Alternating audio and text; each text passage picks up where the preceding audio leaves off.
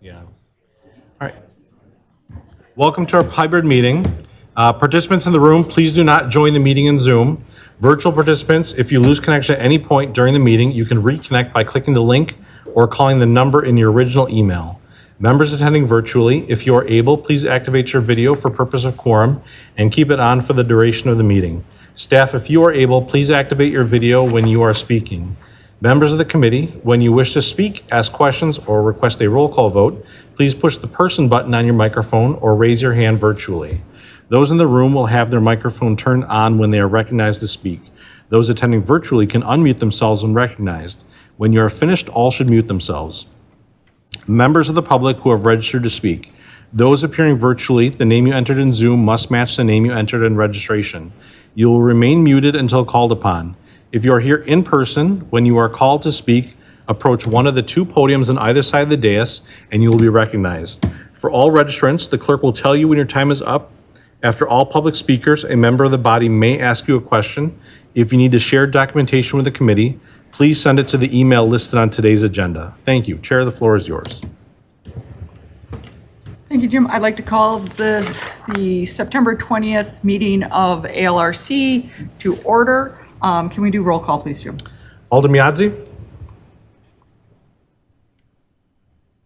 Miadzi is present. Alder Miadzi is here. Alder Revere? Here. Alder Revere is here. Mr. Baruchuk? Here. Mr. Baruchuk is here. Dr. Reese is excused. Ms. Farley? Here. Thank you for waiting on me. Ms. Farley is here. Mr. Donnelly is excused. Ms. Westra? Here. Ms. Westra is here. Alder Knox is also excused. Chair, we do have quorum. Thank you.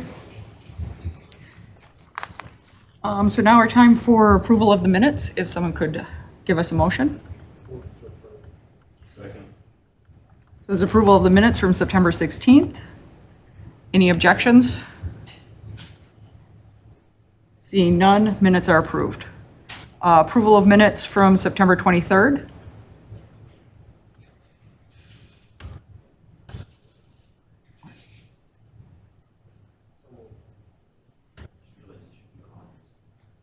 Is it August? Oh, it should be August. August. I jumped it. It should be September.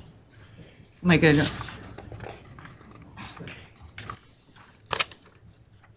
August 16th, August 23rd, yes. Can I get a second on the movement for the 23rd? Second. Thank you. Any objections? Hearing none, minutes are approved. Jim, do we have anyone registered for public comment? Let me check real quick.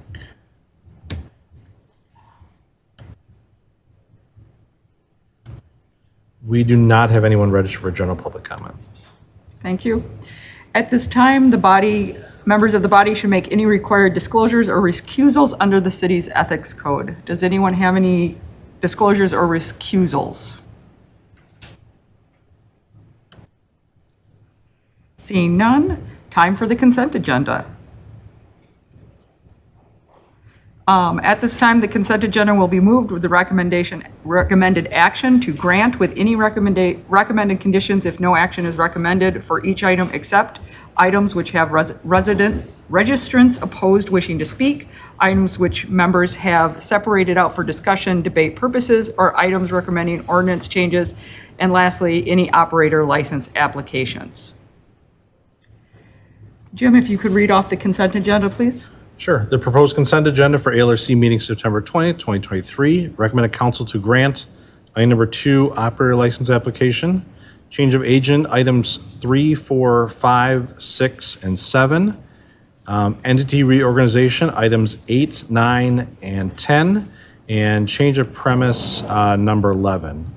I'd also recommend to the committee, Alder Knox has recommended referral of items 15 and 16. The applicants were here. I explained that to them and they've left since then. So, and I don't know if anyone else is registered for that item anyway. So, so that's the consent agenda.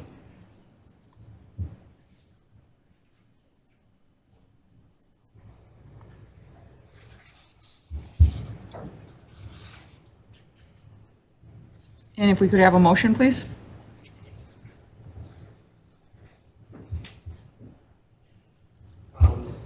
With the items added,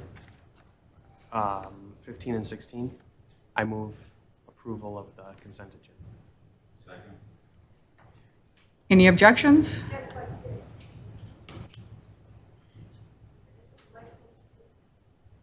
Your mic.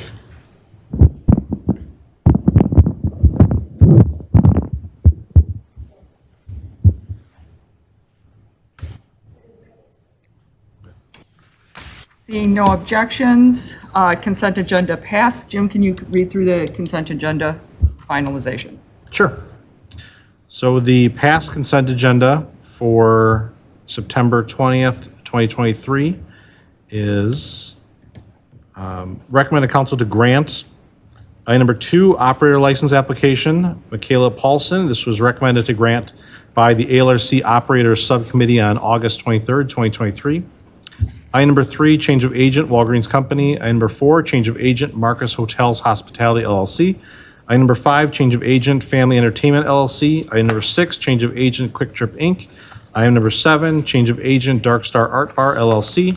Item number 8, entity reorganization, Servant 33 LLC. Item number 9, entity reorganization, Wisconsin CVS Pharmacy LLC at 2 South Bedford Street. Item number 10, entity reorganization, Wisconsin CVS Pharmacy LLC at 6701 Mineral Point Road. Item number 11, change of premises, SSP America Inc. Recommended council or refer to next month's meeting is going to be item number 5, 18 plus Center for Visual and Performance Arts license for Oscars Cucos Mexican Restaurant LLC. And item number 16, public hearing new license, Oscar Cucos Mexican Restaurant LLC. Thank you. Next up, we have 2 items that require interpretation, so we will take those items first. The first one up is item number 14, a 21-plus entertainment license for La Palera Colombiana LLC at 3579 East Washington Avenue. Do we have anyone registered for this? We do. Yeneth is registered and here in Zoom. So Alfonso, if I can have you raise your right hand, do you affirm you'll accurately interpret Spanish to English and English to Spanish? Yes, I affirm and swear that I will accurately interpret from English to Spanish and Spanish to English. Excellent. Thank you.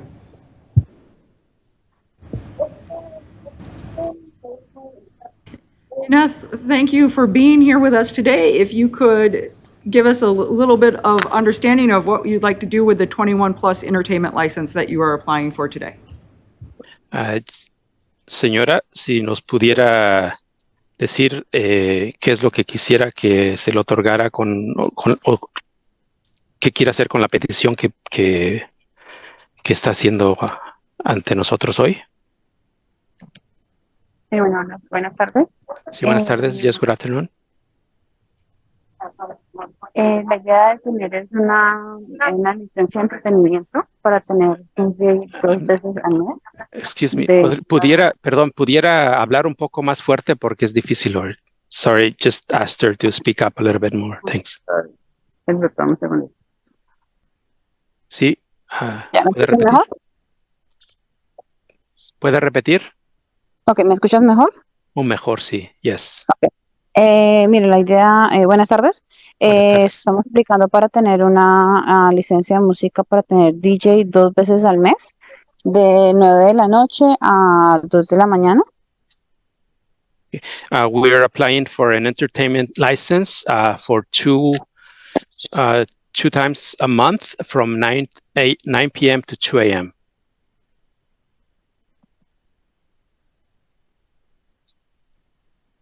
También quisiera poder de vez en cuando traer a algún artista como un cuentachistes o una actividad de comedia. I would also like to, once in a while, bring in an artist or a comedian to, do some comedy acts.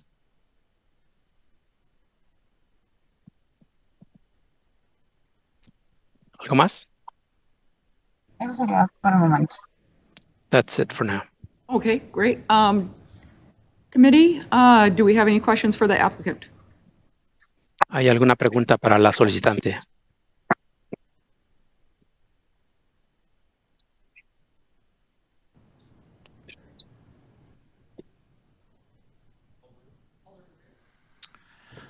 Thank you very much, Chair Westra.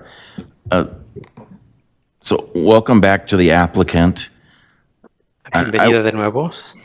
As the committee knows, you were before us, I believe, at our May meeting for a similar application.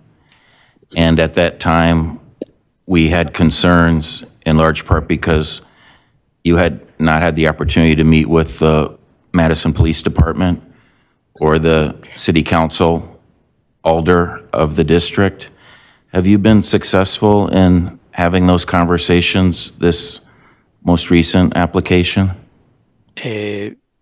Bienvenida de nuevo.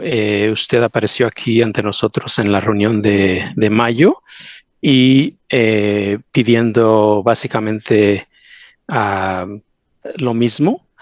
Entonces, había preocupación de que no había tenido usted tiempo de reunirse con la policía de Madison. ¿Ha tenido la oportunidad de reunirse con la policía de Madison? Sí, yo con la policía he hablado, él ya la vez pasada también habló y dijo que él no tenía ningún inconveniente con el lugar ni con tener la licencia en ese área. Yes, we have spoken with the police, and according to the police they spoke to, there is no inconvenience from their perspective as to the location of this license. Thank you, that's very good to hear. Did you have any success speaking with Alder Amani Latimer Burris? ¿Tuvo algún éxito en comunicarse con el alder? What was the name of the alder? I'm sorry. Amani Latimer Burris? Con el concejal Amani. Sí, yo tuve una reunión con ella hoy. Ella vino al restaurante, habló conmigo. Hablamos sobre las inquietudes que ella tenía, cuál era el plan que tenía en mente para el restaurante. Y pues sí pudimos tener comunicación persona a persona hoy. Yes, we were able to talk to her.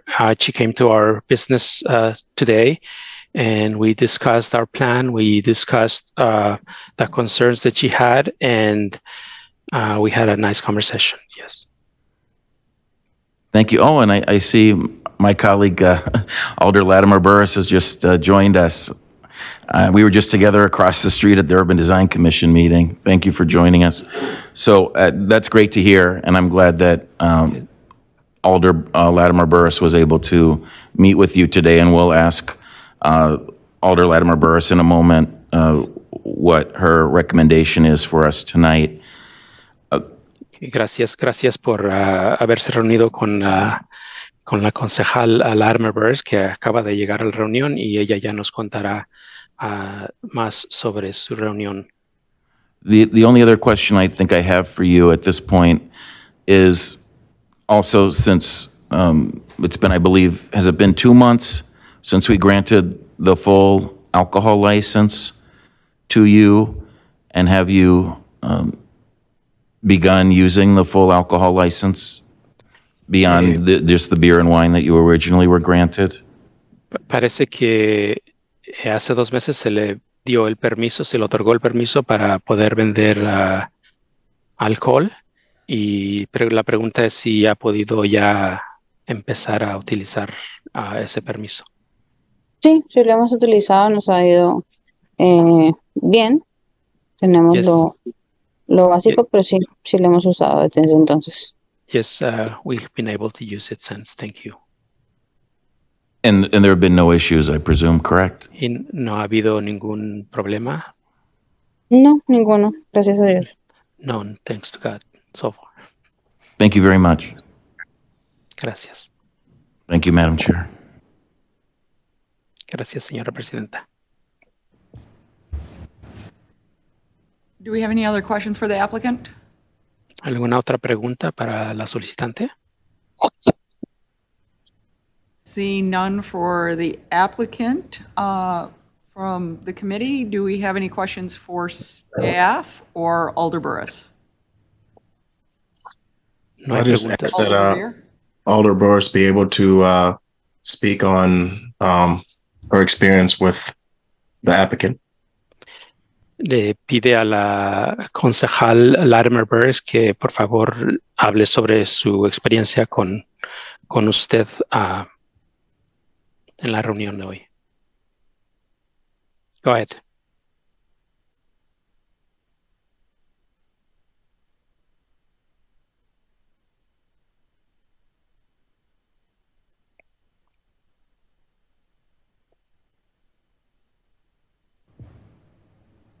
Can you guys hear me? Now we ¿Me can, yep. escuchan? Okay, all right.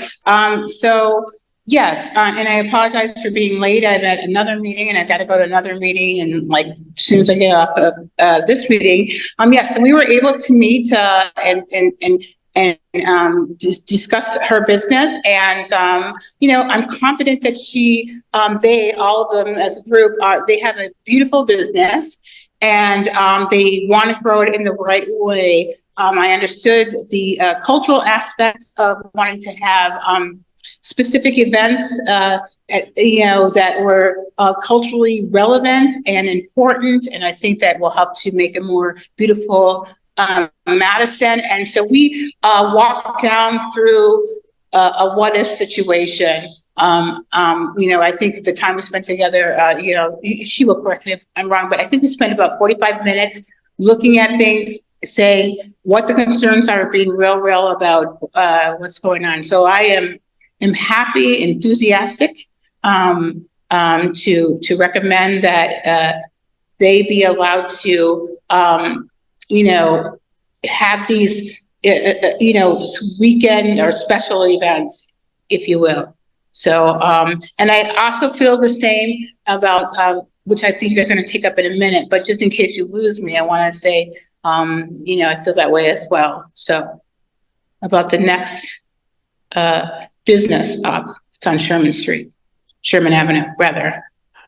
If you please allow me Sorry, to at least summarize Yeah. summarize the gist of the conversation, because I'm sorry. If you want me to say everything, you have to pause for a little bit here and there. So essentially, la concejal dice que sí, que tuvo el placer de reunirse con usted hoy, que tiene un lugar muy, muy bonito, que quieren hacer las cosas bien, que entiende el querer traer aspectos culturales al local y que tiene confianza suficiente y está contenta, con entusiasmo, que probablemente va a pedir la recomendación para que se le apruebe. Esa es en una síntesis de lo que dijo. Yeah, and if I could just add that we did talk about now and in the future, what happens if, this is successful and people are, liking this and want to engage. We did go from now into the future. So I think that we agreed we should check back in 90 days and see how it's going. We want to create an environment where we are supportive, and it's difficult for the applicant because we don't always have the clear and best system. Quisiera agregar que hablamos de hoy y hablamos también del futuro, y será bueno volver a conversar en unos 90 días para ver cómo van las cosas. Go ahead. Yes, I love it. You're like, listen, I have to jump in on this. So that's it. That's all I have to say. Unless there's more questions. Thank you. Es todo por ahora, a menos que si hay alguna pregunta.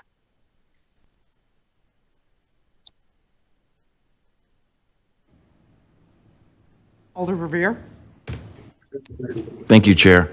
I wanted to take a moment to ask Captain Hansen if he could share feedback that he's received from the East District Captain Gary about this application. El concejal Berbier le pide a Capitán Hansen si puede dar un reporte de lo que ha visto en la zona donde está el local. Thank you, Alder Revere. I did communicate with Captain Jamar Gary of the East District. He informed me that he has met several times with the applicant and has no restrictions or concerns at this point. Reporta el Capitán Hansen que habló con el policía encargado de la zona del Distrito Este y que por el momento no hay ninguna restricción de su parte. Committee, what is your pleasure? Oh, got a couple hands, sorry. I just wanted to, I saw Attorney Jennifer wanted to weigh in on the conversation, so I wanted to make sure that she is heard. Parece que la abogada Jennifer que está presente quiere decir algo, así que le van a dar la oportunidad de que diga algo. Go ahead. Attorney? Thank you. I just was unclear, Alder, were you wanting to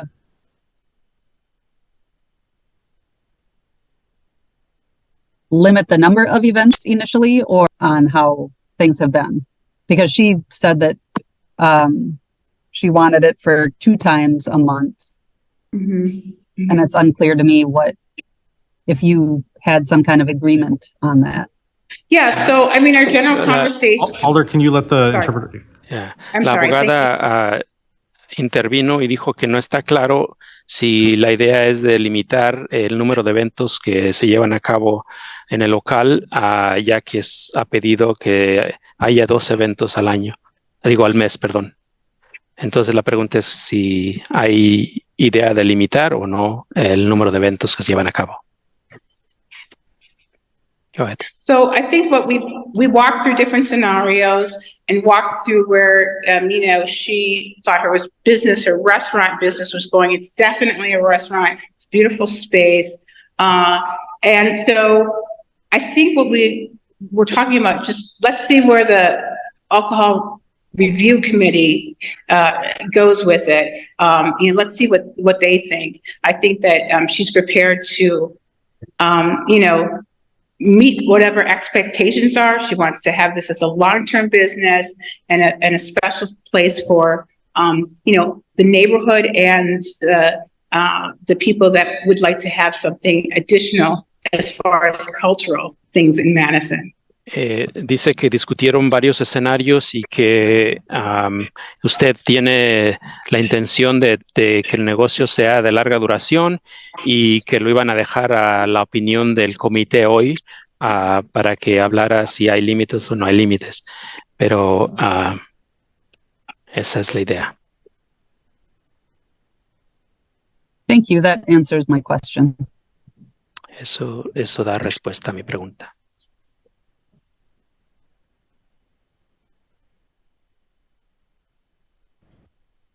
Alder Miadzi, do you still have a question?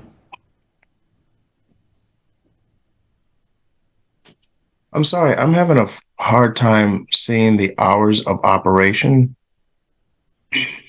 Perdón, el concejal Miatze dice que no puede ver las horas de operación del local.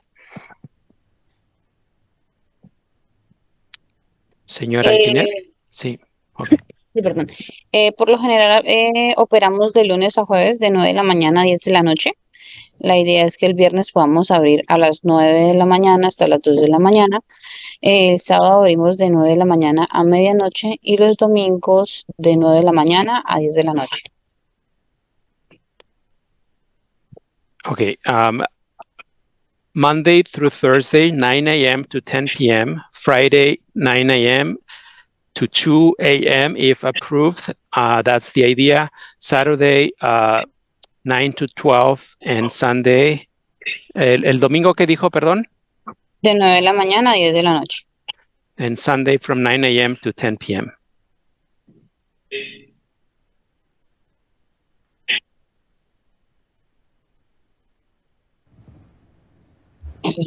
Attorney McReynolds?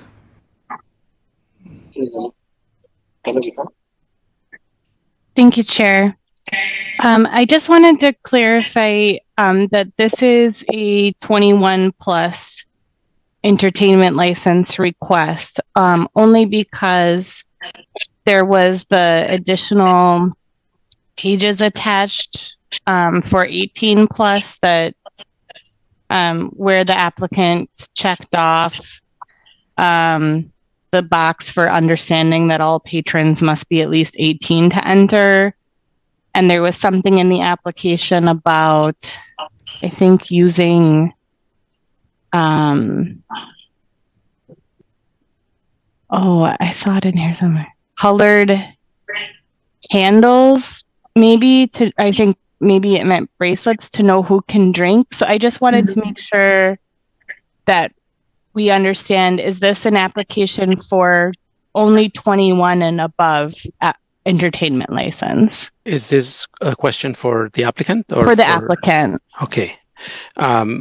La abogada McReynolds quiere saber si la petición de licencia que está haciendo es para permisos para personas de mayores de 21 años de edad, porque en alguna parte de la solicitud también se menciona para personas mayores de 18 años, donde se les marcaría de alguna manera con una pulsera o algo si pueden tomar o no.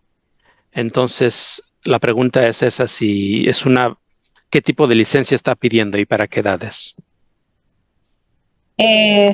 Pues debido a que vamos a hacer algunos eventos así como de comedia o en el día o se había puesto, es que la primera aplicación era para 21 y más, si no estoy mal, de pronto por eso están combinadas las aplicaciones. Y ya la otra pues como... Déjeme digo, the first application was for 21 and older, but because they're wanting to bring in entertainment during the day, perhaps, and like comedians, etc., that's where they are now. Siga con la idea. La segunda. Sí, entonces por eso la segunda ya se puso con 18 y más, pues para poder tener acceso a que esas personas pues también puedan ir a este tipo de eventos como de comedias o algún artista o... Okay, so that the second application was updated to include 18 and over, so that if there's another kind of event, these other people could attend the event without, further restrictions. If I could comment. Un comentario.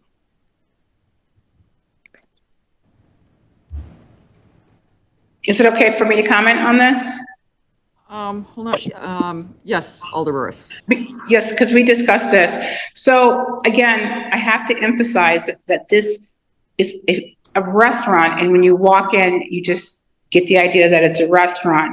And what we talked about is when there's different acts that come in and the community wants to see them, that there might be younger people that want to see it. So we talked about how will you distinguish that from right now somebody can go into the restaurant and eat, right? That's 18. And so, they're going to use a system of the different bracelets. They have the room to segregate the area as necessary, but you have to understand when you look at who goes there, like this afternoon, there's a variety of people that are there. So that's why I'm glad that I went to the space, because I think what you see is not on paper is not the beauty of it. El comentario de la concejal Burris es de que está contenta de haber estado ahí para ver el espacio. Dijo que discutieron esto y como es un restaurante y la idea es de un restaurante que posiblemente en unas ocasiones tendría entretenimiento, pues hay manera de poder dividir y luego de distinguir a quién toma y quién no toma con el uso de pulseras o por la separación del local mismo. And I want to add that they're a restaurant first that is going to have special events there. So that's, I think that it's with our process, they were uncertain how to express that, right? And I said, you got to let them know it's a restaurant. It's a solid, beautiful restaurant that is going to have these special events because it caters to the community. Y quisiera agregar que el local es primeramente un restaurante. Y segundo, es un restaurante que de vez en cuando tendrá eventos especiales y eso es lo que quieren tener. Okay.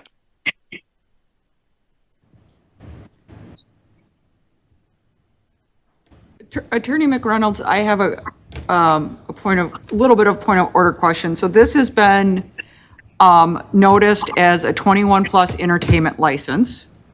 The application is not filled out completely if we are going towards an 18 and plus license. Can we have any discussion around this being an 18 plus license with how this was noticed? Ha pedido información sobre el orden del procedimiento porque la licencia que se está pidiendo es para mayores de 21 años y la petición para licencia de mayores de 18 años no está completa, y entonces está preguntando qué es lo que se necesita para completar o seguir con esta otra licencia. My recommendation would be no, but I see that the clerk, Jim Verbeck, has his hand up. So I'll let him speak before I speak. Mi recomendación es de que no se necesita, pero el clérigo, Jim tiene una pregunta y comentario que hacer. Yeah, my understanding of the difference between an 18 plus license and a 21 plus license is it's really an establishment like a tavern that can't have unaccompanied minors that would need something like an 18 plus in order to allow that age group, the 18, 19, and 20, to come in.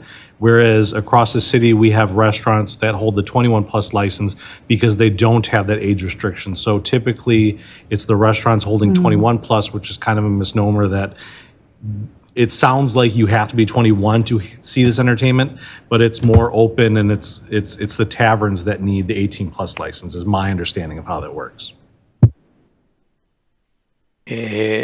Según la intervención es de que las licencias para mayores de 21 años son más bien para lugares como bares, ¿no? Y no necesariamente para restaurantes. Entonces, posiblemente no se necesita más información. So my recommendation would be, because this was noticed as a 21 plus, and as the chair pointed out, that the 18 plus application was not fully completed, and because of what the clerk just stated, I think the best recommendation would be for the ALRC to proceed with this item as noticed as a 21 plus entertainment license. La intervención ahora, según la información que proporcionó el secretario, es de que como la licencia que se ha presentado es para mayores de 18 años y la de 18 no se ha hecho de manera completa, recomienda que el comité proceda con la moción de la licencia para 21 o personas mayores de 21 años de edad. Thank you. Mr. Bruchak. Move to grant.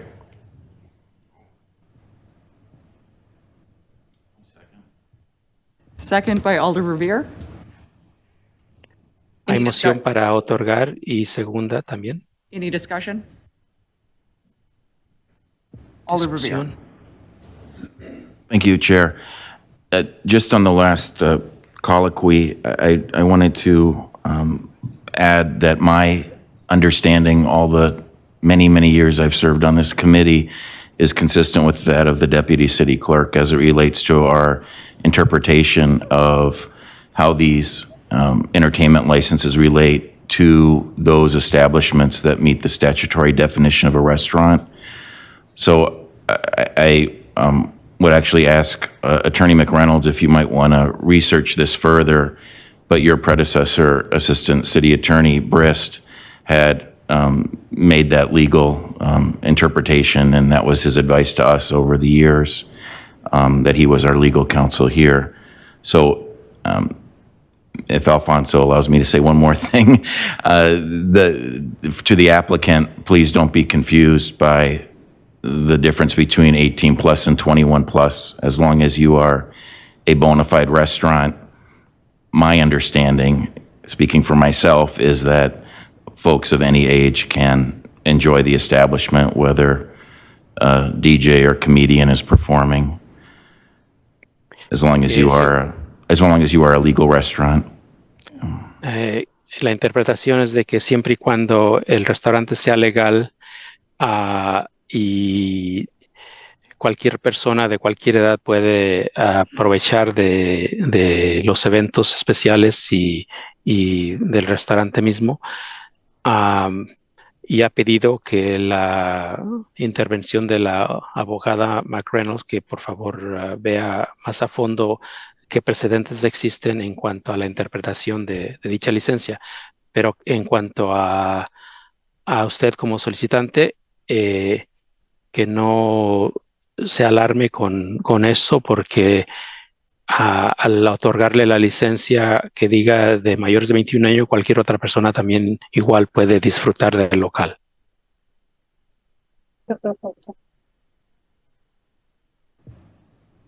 ¿Qué dijo, perdón? Ok, muchas gracias, perfecto. Yes, thank you very much. So seeing no one else in the queue, we currently have on the floor granting a 21-plus entertainment license. Do I have any objections? Do I see any objections? Seeing and hearing none, item 14 passes.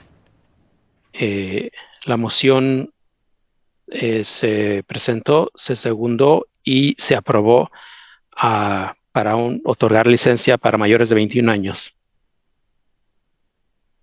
Muchísimas gracias. Thank you very much. Thank you. Next up, we have one more item for interpretation. This will be item number 25, public hearing for new license for Breakfast a la Brasa at 45 South Bassett Street with Agent Jose Huca. Do we have registrants for this item?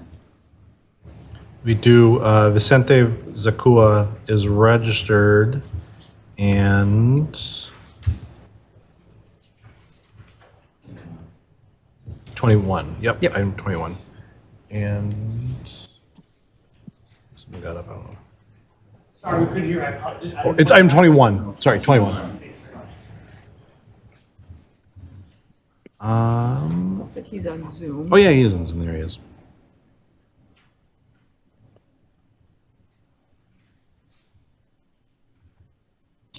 Yep, looks like he's here on Zoom. Okay. Están ahora para hablar sobre el número Agenda 21, que tiene que ver con el restaurante Breakfast a la Brasa. Sí. Yes. Jose, great. Thank you for joining us today. If you could give us a little information about your business and what you're planning to do at 45 South Bassett. Si nos pudiera, por favor, dar un poquito de información sobre su local, su negocio y qué es lo que intende hacer. Y si puede pausar de vez en cuando para que yo pueda repetir en inglés, por favor. Gracias. Ok. Vamos a abrir en la 45 Bassett Street se va a vender desayunos y comida mexicana y queremos la licencia para vender alcohol y cerveza. We are going to have a business at 45 Bassett Street, and we are going to be serving breakfast and did you say dijo lunch, almuerzo también? Sí. Breakfast and lunch, and we would like a license to for liquor, for alcohol.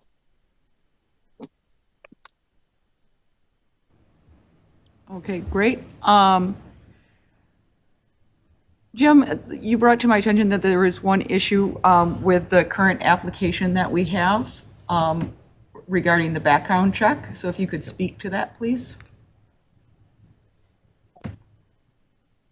El secretario tiene una pregunta en cuanto a la investigación de trasfondo sobre la situación y puede hablar ahora, va a hablar ahora. Okay. Yeah, I noticed that at the beginning of this month that the applicant had not completed a background check form. So we have not been able to complete a background check for the applicant. He did send me a copy of the photo ID, but I'm still missing the background check. So my recommended counsel would either be to refer, or if you plan to grant, have a contingent upon the background check passing.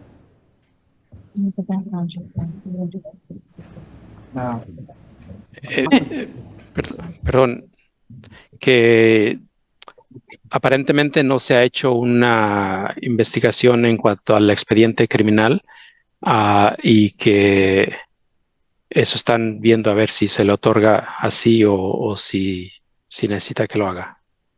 Okay. Committee, do you have any questions for the applicant? ¿Hay alguna pregunta para el solicitante? No, nomás estamos. No es para ustedes.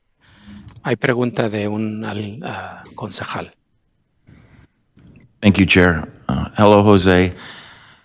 Do you understand what the Deputy City Clerk just explained regarding the background check form that we need completed? José, ¿entiende lo que se acaba de decir en cuanto a la investigación de expediente criminal, el formulario que se tiene que completar? Sí. Yes, he understands. Then if I could ask, Chair of the Deputy City Clerk, have you supplied the actual form to the applicant when you say you only have a copy of the driver's license? I sent a link to the change of agent form that has the background check on the back of it. Okay, thank you. So Jose, you've seen that email and you are able to complete that form immediately? ¿Ha visto el email en el que le mandaron el formulario para averiguar esos antecedentes y si lo puede completar inmediatamente, por favor? Okay. ¿Sí lo ha visto? Sí, apenas lo vi. Yes, I just saw it. Okay, so if you could return that to the clerk's office as soon as possible, that would be most helpful. Si puede, por favor, completarlo y regresarlo a la oficina del secretario lo más pronto posible, por favor. Okay. And, Yes. and then moving on, let me disclose that I am a resident of the Bassett neighborhood, and I know I speak for many of my neighbors when I say that we are looking forward to you opening your second location, which will be a little closer to us than your Broome Street restaurant. I know that when you opened the restaurant on Broome Street, that there was a bit of a concern regarding the fact that you're in a residential neighborhood, and the same is true of your second restaurant location. The only concern being the fact that both locations have outdoor patios. So my question is this: do you plan to have any amplified music at all in the patio on Bassett Street? Como concejal de este distrito, donde se localiza a la brasa, y teniendo en cuenta que había cosas que preocupaban en cuanto al otro local, que siendo que ambos tienen un patio, la pregunta es si intende usted o tiene la intención de también tener música, porque No. siendo una zona residencial, eso es algo que preocupa a la vecindad. Sí, no, nosotros no queremos música, nomás queremos vender comida y se va a abrir de 7 de la mañana a muy tardar a las 10 de la noche vamos a cerrar. No, we do not intend to have music. We just want to sell food, and it's a restaurant, and it will be from 7 a.m. to 10 p.m. Those are the intended hours. Perfect as it relates to no amplified sound outdoors. As it relates to the hours, that actually was going to be my other question. On your application, Jose, you say that you will close at 9 o'clock p.m. And I actually wanted to encourage you to stay open later. So it sounds like it is your intention to likely stay open until 10 p.m., not the 9 p.m. that's listed on your application. Según la solicitud, usted indicó que era de las 7 de las 7 de la mañana a las 9 de la noche, pero le sugiere que, como lo ha dicho, que se pudiera abrir un poco más tarde, entonces está bien. Okay. Yes. That's all.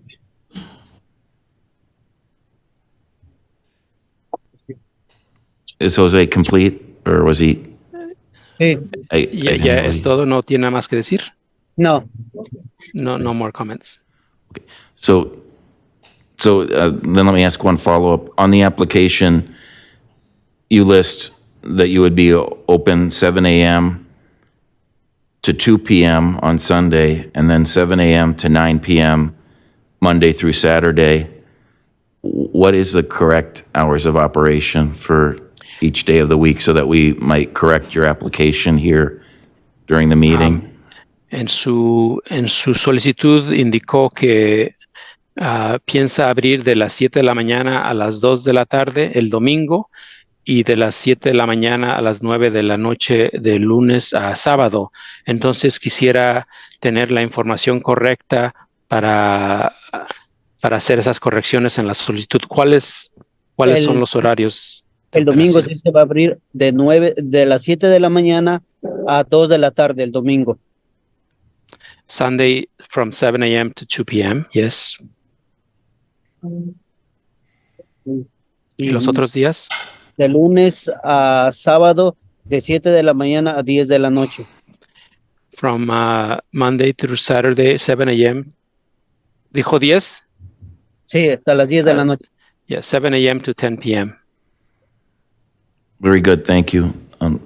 Madam Chair, could we please amend the application here on the record to reflect 7 a.m. to 10 p.m. proposed hours of operation in question 23 on the application?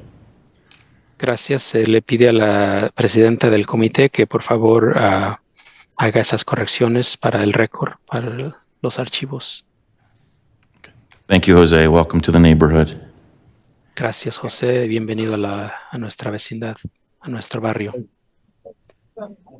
Gracias. Thank you. Alder Mayadzi?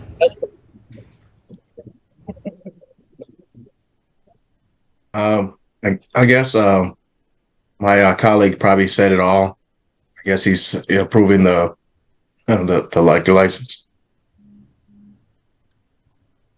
Según el concejal Miaste, mi colega lo ha dicho todo y que probablemente aprobará esta licencia. I was going to motion to approve, so I guess my colleague did. Mike Revere, I think, right? I don't think we have a motion yet to approve. Okay, I'm motion to approve with the condition that still, by law to get the background check. Ha hecho una moción para aprobar que le otorguen el permiso con la condición de que lleve a cabo el documento sobre la averiguación de sus antecedentes lo más pronto posible. Ok. Gracias. Thank you.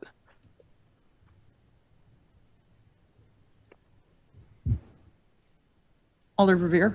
Yeah, thank you. I second the motion to grant with the condition indeed that it's conditional on the successful receipt of a background form that is approved by the Madison Police Department, and further that be done before the Common Council meeting of October 3rd. Am I correct, Deputy City Clerk, that all items on tonight's agenda are at the October 3rd council meeting? That's correct. Yep. Thank you. Entonces se ha hecho una segunda a la moción que se presentó con la misma condición de que se llene el documento de averiguación de antecedentes y que se presente y apruebe por el Departamento de Policía antes de la próxima reunión del Consejo, que es el 3 de octubre. O sea que ya, lo más pronto posible. Ok, gracias. Thank you. Committee on the floor, we have a grant with conditions. Any discussion? Seeing none. Any objections to this passing? Seeing none. Item 21 is granted with conditions. Sin no haber objeción, la licencia se aprueba con las condiciones de que haga lo que se le pidió en cuanto al expediente de antecedentes. Ok, está bien. Gracias. Thank you. Thank you very much. Thank you, Alfonso. Have a good night. You're welcome. Thank you. Bye-bye. Bye. So that was our last item with interpretation. So we are now back to the regular agenda in order. So item 13 at 21 plus 12? Oh, item 12. Yep, I had a note. Item 12 and item 26 will go together. So we will pull those up together. The first one is, let's look at item 26, a public hearing for a new license for Roxy Madison, doing business as Roxy at 331 West Gorham Street. Also a 21 plus entertainment license for the Roxy Madison with agent Stephen Bassler. Do we have any registrants for this item? We do. I believe they're also going to be talking about items 24 and 25 as well. Okay, Even it's different LLCs, but it's the same group. it's the same group? Yeah. So those guys are gonna talk about 12, 26, 24, and 25. And the registrant is Anthony DeSalvo. Yeah. The whole group. Good evening. Good evening. May I set up as I did before? Yes. Chair? Thank you very much. I want to say, as we set up, if you don't mind, that on behalf of myself and my colleagues who will also be speaking, that we thank you for the honor and the privilege for being before you and the council and the committee. And for consolidating everything for efficiency. We'll do each approval separate. One entertainment license, 3 new licenses. Yep. They'll talk about all 3, but we'll take the approvals, 21 and 26 together, and then we'll talk about the other ones. So I'm going to get set up here, Chair, if you don't mind, and then I'm going to then pass along to my colleagues, and we're going to go in succession here to cover all 4 of the applications, if that's acceptable. Yep. All right. Thank you very If I much. could have you after you guys are done, after you're done with the meeting, if the rest of you could register at these items, that would be great because we need it for the record. Thank you very much. All right. Mr. Hasman. Good evening, Chair. Good evening, Committee. My name is Jeff Hassman. I'm one of the partners of the Harmonic Hospitality Group. We're delighted to be here this evening and tell you about a really exciting project. I get the honor of sort of introducing our group so that you know who is speaking for you this evening, and then my colleagues will tell you what we have planned. Very exciting concept on the corner of Gorham and State Street. So, as I said, my name's Jeff Hassman. Of all the partners and the people that are going to speak this evening, I am the most boring of all of them. I'm sort of the numbers guy, the finance guy. That's my area of expertise. But I want to appreciate the committee. I'm also serve as a volunteer on my local school board and very involved in my community and Rotary International. But my background has been in a variety of big corporate settings, but I love working now with a small company and with great partners. You'll hear very quickly from Aaron Sherman, one of the other partners. He's the visionary, the excitement guy. This is the guy that you want to have. He is the fun guy that you want that you'll want to be with. He goes by Sherm, if you want to call him that, but has been involved in video gaming development. Took the company public, been awarded CEO of the year, just an outstanding executive, and very pleased to call him my partner.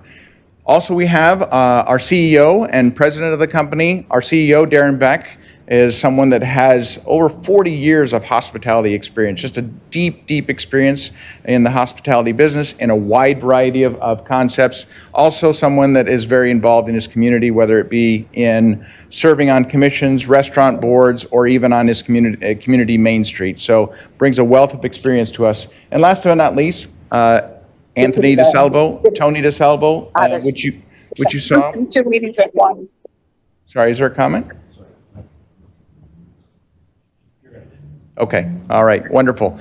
So we've also got Tony DeSalvo, who also has decades of experience in the hospitality business and also a wide variety of concepts and has taken companies and franchised them and been very successful in there, was developer of the year, and you'll also hear from him, also much more exciting than myself. So with that, I will turn it over to Aaron Sherman. Hey.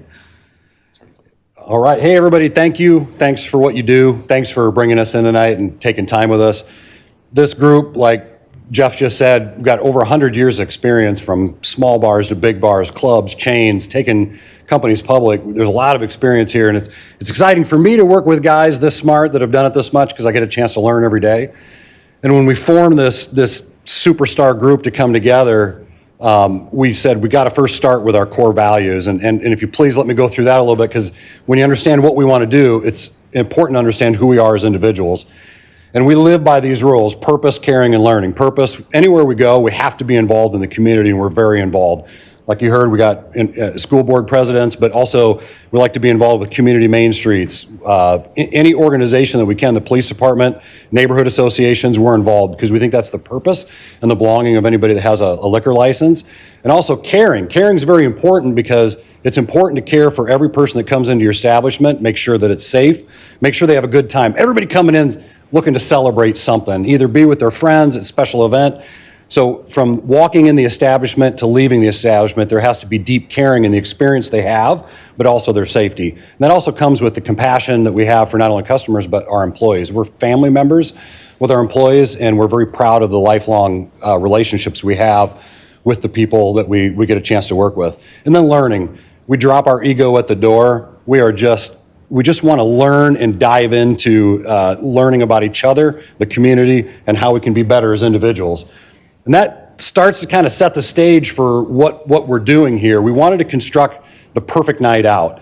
As everybody in the room likes to go out and have a good time. Sometimes the places we want to go, we have to get back in the car and move to a different location. That has its own risks with it, right? If you're trying to celebrate with an alcoholic beverage with your dinner or something like that. So we thought, if we put this superstar group together, how can we do a night where you can just have everything kind of in one spot? And you'll hear that a couple of different times tonight. One of the license applicants is Stuffed Olive. This concept is high-end tapas with great chefs, also one of the largest martini menus that I've ever personally seen.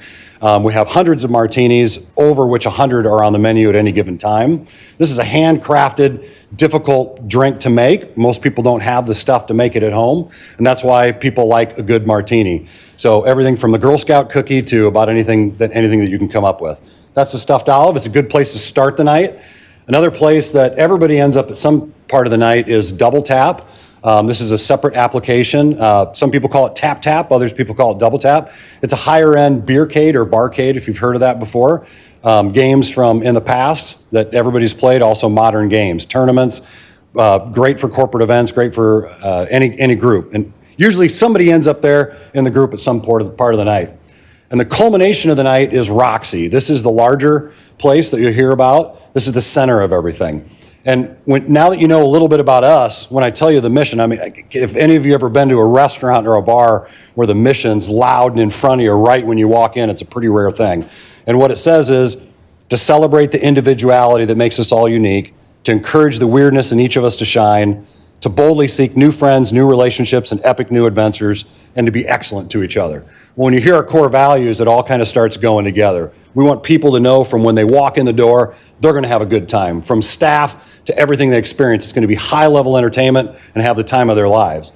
This place has a Las Vegas-style stage to it. We are going to be bringing in not only local entertainment, but regional and national bands. A place that can seat 500 people is big enough to bring in some really good acts. Not too big, which there's a lot of great Madison venues that can hold thousands and thousands of people, but a good enough venue where you can feel like maybe you're in Las Vegas and you really bring in some great acts from well-known comedians to 80 band. I don't know if you guys have ever seen the Spasmatics, fantastic 80s band. So right there, you kind of got a picture of what we're going to do, and now I'm going to turn it over to Darren, our CEO. Thanks, Aaron. Well, this project all began with design, and we were fortunate enough to hitch our wagon to the Olive. It's the development going on at State and Gorham. It's a very large project, and I'm going to help you understand what all three venues are here. What you see highlighted in red is the Roxy, and that is actually separated into two categories. So there's a smaller side on the right and a bigger room on the left. The smaller side is open 7 days a week and has a full menu, which you'll see here in a little bit. And the bigger side is open on Thursdays, Fridays, Saturdays, and on other nights for special events.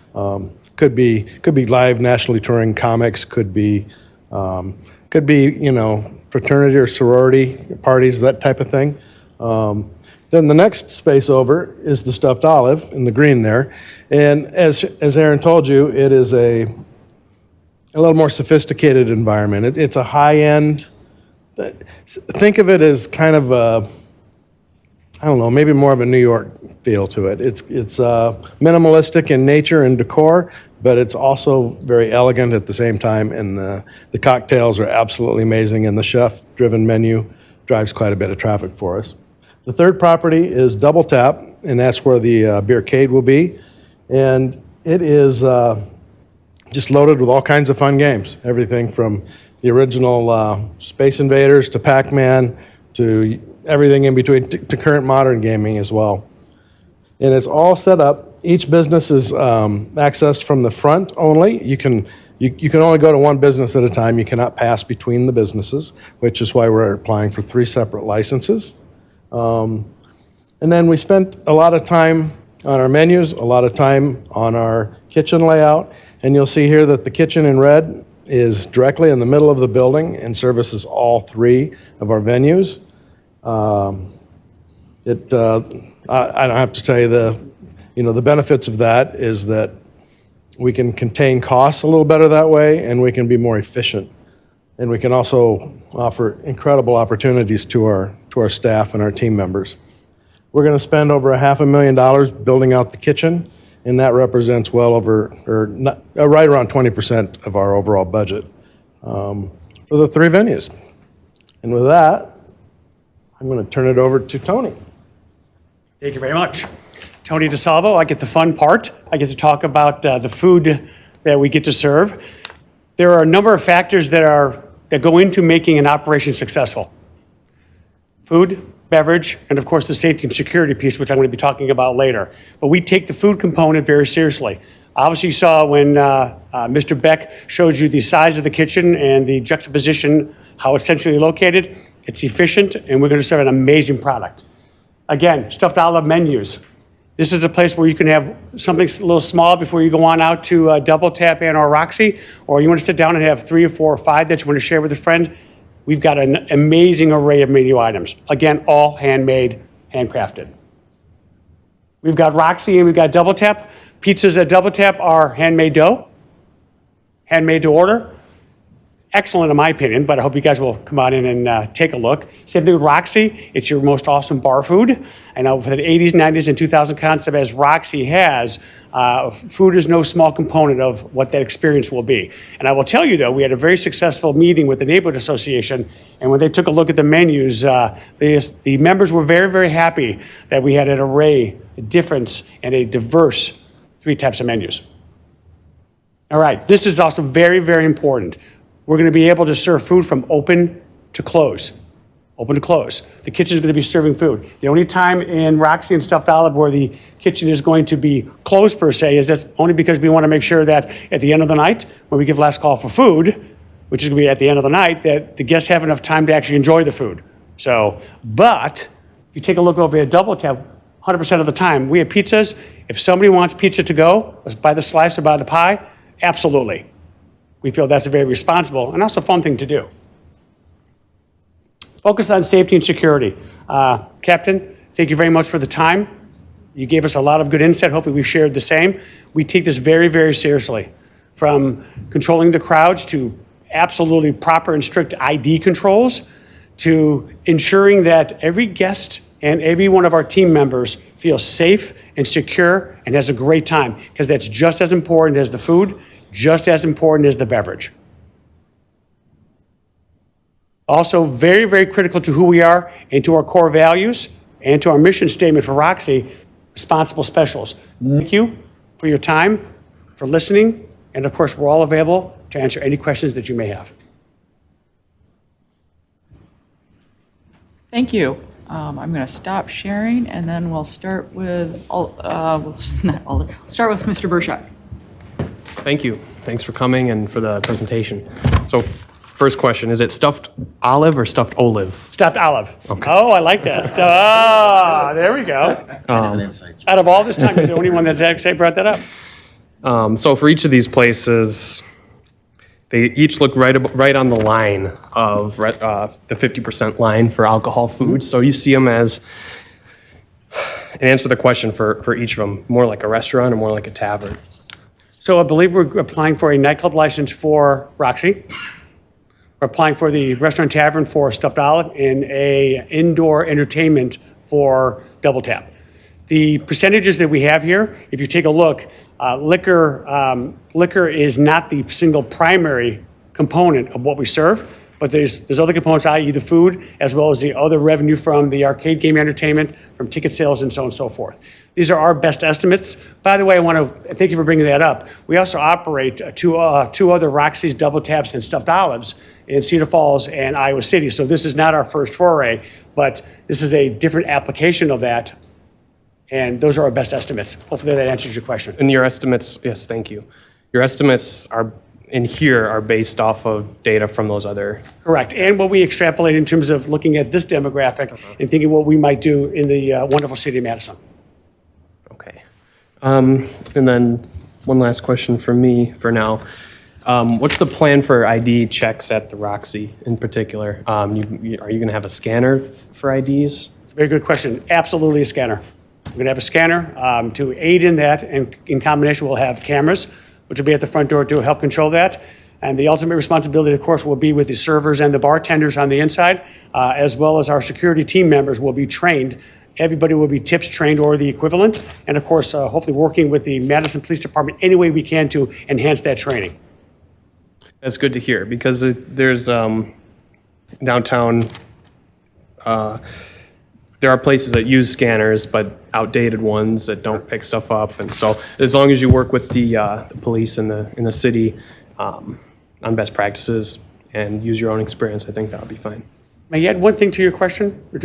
One thing to the answer to your question? Sure. We also have, a number of weeks ago, engaged Safer Bar program to also enhance that initiative as well. So that's a very important part of the overall safety security, but also ensuring proper responsible service of alcohol. Perfect, thank you. Jim, you have your hand up? You can go the Alder. Okay. Alder Mazzi? Hello. This is very exciting, all that great amenities and great entertainment. I'm just wondering, did you get a chance to have like a community meeting with the alder? And how did that go? We did have a community meeting, and it was unanimous support, if I'm not mistaken, from the community meeting. We also did meet with Alder Verveer, and Alder, I hope that went by very well. But yes, we did. Okay, times. last question. Awesome.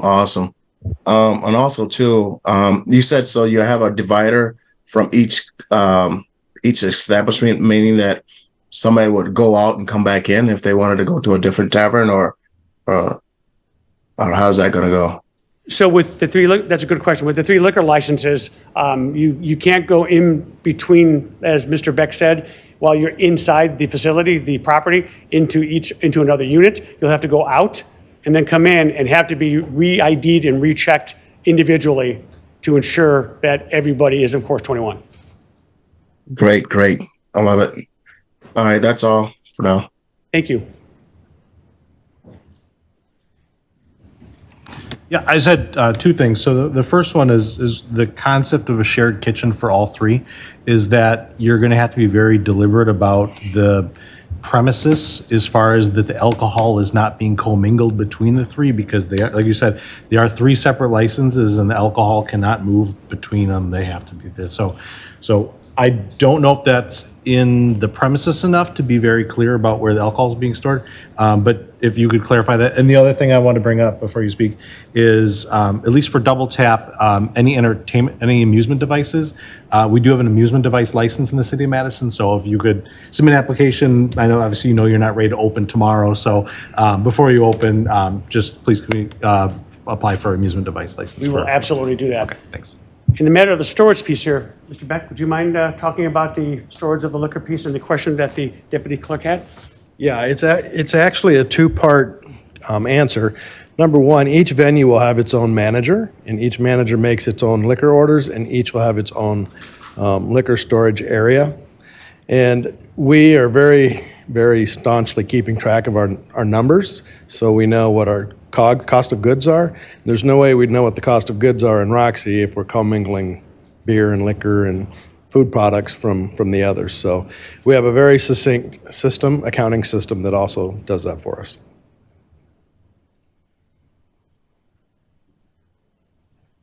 Thank you.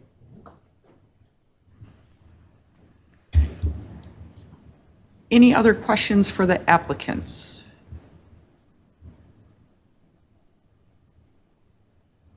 Okay. Jim, do you still have your hand up? Oh, Mike. Okay. There we go. Thank you, Chair. Welcome, gentlemen. I feel like we know each other pretty well after all the meetings we've had over many months. I just noticed one thing that I just want to bring to your attention that we might need legal counsel's advice on. And I noticed that your approval by the Madison Plan Commission for the conditional use permit for Roxy on Monday night, which was on the consent agenda, and you didn't have to make a presentation like you did this evening, that one of the conditions is changing the address of the Roxy from what you applied for with us.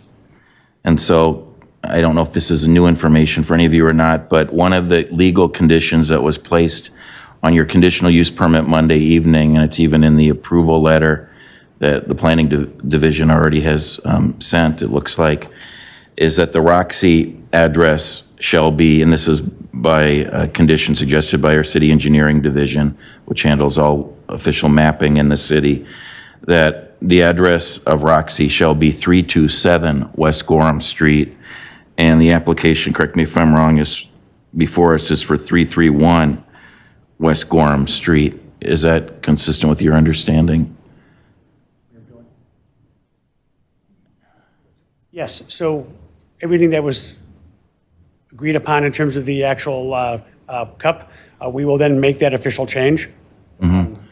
So the issue is, and maybe this is a question for legal counsel and the deputy city clerk, but I realize this is a absolutely super technicality, uber technicality, and I absolutely don't want to hold up their granting of their licenses tonight.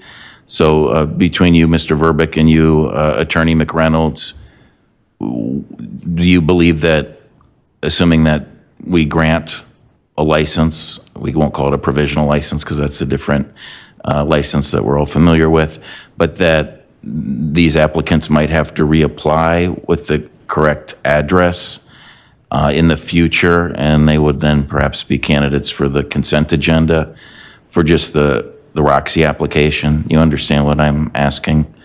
I don't know which one of you might want to respond first, but so they needed, again, 2 public-facing approvals, and the Plan Commission condition was 1 address, and the address before us that was in the legal notices for tonight's meeting and the postcards mailed to adjacent property owners and occupants was a different address. So per statute, we do have to notice it 3 times before it's considered. So I know what we did for, We've had this issue before. the name escapes me, but the place that just recently came that replaced Hotel Red. Right. We Yeah. had them give us the updated application, and then we had it referred to the following month's meeting, and then we placed in the consent agenda to be passed after we had then noticed it in the paper the week before with the other licenses that were considered that night. So in that case, and in more importantly, in the present case, would they complete a new application with the correct address, or do you just physically accept that the applications before us tonight, Jim, and you change or they would make a hand correction to that agenda, just for their benefit, so they know how to proceed in the future? Yep, we need a corrected application that has the correct address on it. We would also need a new $100 publication fee, since we have to pay then for the noticing of the newspaper and the postcards to the neighbors as well. Yeah, I'm sorry about this minor snafu, perhaps, but I know you're not opening tomorrow by any means. Attorney McReynolds, do you have any different advice for us? You don't have any problem, I hope, with us proceeding tonight, despite the fact that this won't be the exact legal address when they open in 2024? No, I think that this makes sense. Yeah. So, thank you, Attorney McReynolds, and thank you, Deputy City Clerk. So gentlemen. Although I do yes, I go do ahead. see Attorney Zillaby with her Oh, hand okay. up, so I would like Those to. of us in person in the chamber can't see that. Okay. So I'd ask Attorney Zillaby to weigh in then too. Yeah, I think that's appropriate to handle it this way, but I would also caution the applicants to make absolutely sure they double and triple check the addresses before they submit again. Just because since it's a brand new building and sometimes things change in terms of addresses as they go along. But if they have the wrong address and the license gets issued in that address, things get a lot more complicated. So they should just be very sure that they have the correct addresses. Thank you, Attorney Zillaby. Yep, thank you all. So I have a few other questions then, and again, sorry for that technicality, applicants. As I'm pulling up the proposed conditions here, let me just confirm what's already been articulated for my colleagues' benefit, that indeed you've now attended 2 regular neighborhood meetings of the Mifflin District of Capital Neighborhoods Incorporated, and you were warmly received at both, and I have heard of absolutely no opposition to any of these applications from any downtown stakeholders. So I just want to get that out on the record to start out with. So I can't recall if I've reviewed these various proposed conditions with you, besides perhaps hit and miss in our different meetings. But because, as was referenced earlier, you are in the alcohol overlay district of the city zoning code, I think we have to be very careful about making sure that we are in compliance there. So as such, I believe that for the Roxy applications, both the entertainment license and the alcohol license, that we have in the past when someone is in the alcohol overlay district and a legal status of nightclub. In the past, we've imposed a condition that the establishment shall meet the definition of an entertainment venue as defined by MGO, Madison General Ordinance, Section 38.05 sub 9. So that was one. And then for that one, and then for a similarly situated establishment, just a stone's throw from where you're proposing to open, there also was a condition relating to full food service at all times. So let me ask you and stop there and ask you to respond. And obviously that was part of your testimony tonight, is the food service. Do you have any concern with that somewhat standard condition in the greater State Street area that food shall be available at all times, with the caveat that, of course, you aren't going to keep the kitchen open close to statutory bar time, but do you have any concerns with that We have no condition? concerns on that. That's part of our business model going into this. So, no, Alder, we will absolutely make sure we have food available up until close. Okay, thank you. Yes, please, Attorney. And why don't you identify yourself, Attorney, too? Why don't you go closer to the mic since we're on? My name is Bill Cole. I'm an attorney with Axley Brendelson. I represent the applicants. We totally agree, but we do want to be upfront that there would be a short period of time right before closing where they would close the food service just to avoid situations where people order food and then there's not enough time for them to eat it and enjoy it. So, as Understood. the lawyer, when it's at all times, Yeah. it'll be almost all times. Yes, that certainly is understood, and perhaps the committee's prosecutor on behalf of the city can weigh in if she has any concerns. That's Assistant City Attorney Jennifer Zillavy, we just heard from. So then, furthermore then, as it relates to, quite similar, I want to make sure I'm getting this right. Do you have any concerns, again, with the fairly standard condition, which I know you have absolutely no problem with for stuffed olive, but I certainly want to make sure that there's not an issue with double tap as well, but that the establishment shall meet the definition of a restaurant as defined by Madison General Ordinance 38.02. Again, that is something that we routinely request as a condition in the greater State Street area for those that are restaurants. We do believe we'll meet, we do Yeah. believe we will meet the definition. Thank you. Thank you. Thank you, Bill. And then the last one, which I believe we did talk about in the last time we got together at the last neighborhood meeting, is the fact that there is at the request of the Madison Police Department many years ago, we added the condition to all those that voluntarily agreed to it, all establishments, that no patrons are permitted to enter or re-enter the establishment after 1:30 a.m. on Friday or Saturday nights. And I believe in the past you've understood that that's what, that likely would be asked of you tonight. On the record, do you have any concern with adding that condition to any of these 4 licenses? We do not, sir. Very good. Thank you. I believe those are all my questions then. Thank you, Chair. At the appropriate time, I'm prepared to make a motion, but I don't know if there are others in the queue on Zoom. or- Another one in the queue, Very good. and we have another registrant. Alderman Yazdi? Well, I was going to make a motion to grant, but I'll let the Alder do it when he's ready. Okay, so we'll table motions right now. Mr. Rivik, do we have anyone registered for Yeah. this item? Yeah, Peter Mitropoulos is registered. Is Peter here? Okay. I didn't see when I looked. There's 2 phone numbers. Yeah, there's one phone number twice and call in.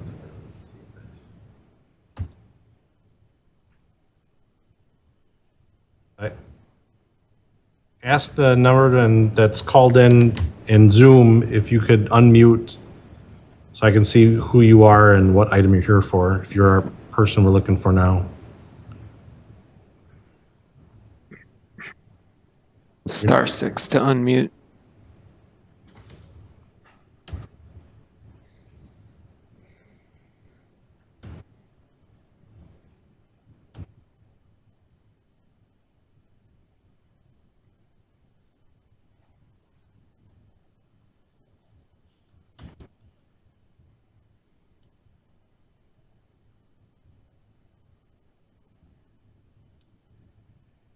If you're ca- oh. All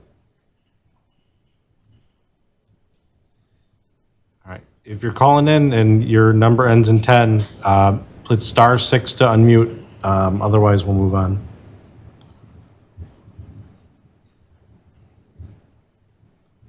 All right. I see ACA Zilby's got her hand up. Okay, yep. Okay, Oh, Attorney, your microphone's on. Looks like the phone might be unmuted now. Oh, hello? Hello? Yeah. What is your name? Jim Boxer with the Tavern League. Okay, thanks. All right, yeah, I don't see that registered here. But I will just say that they registered in opposition. Attorney Levy?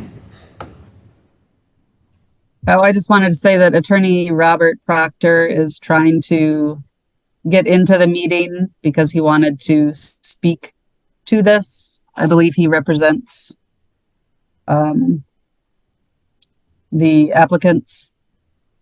And so if you could keep an eye out for him, he's trying to get in.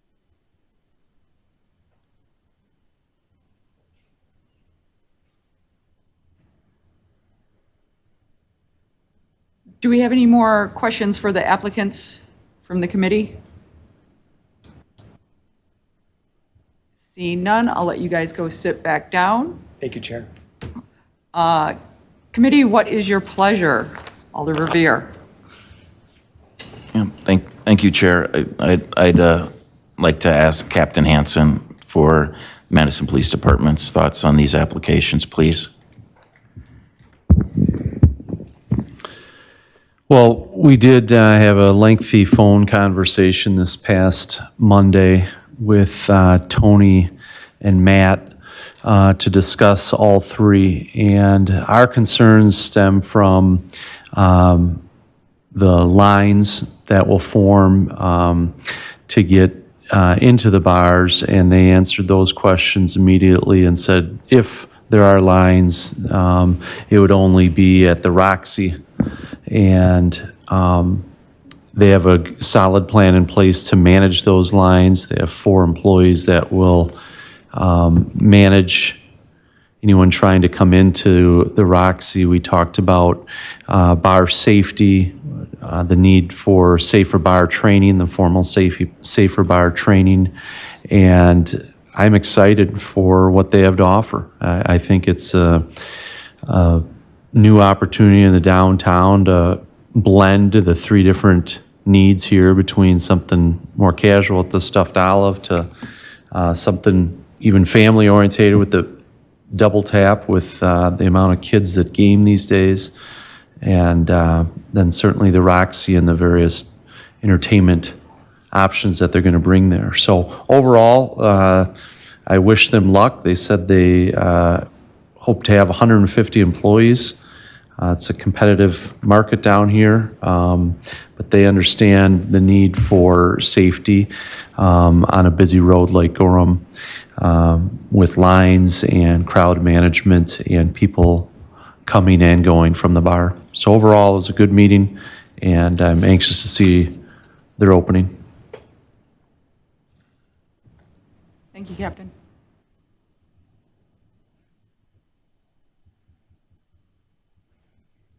Alder Revere. I believe we're still waiting for Attorney Robert Proctor, Oh, yep, Attorney and so I back in the queue with her hand up.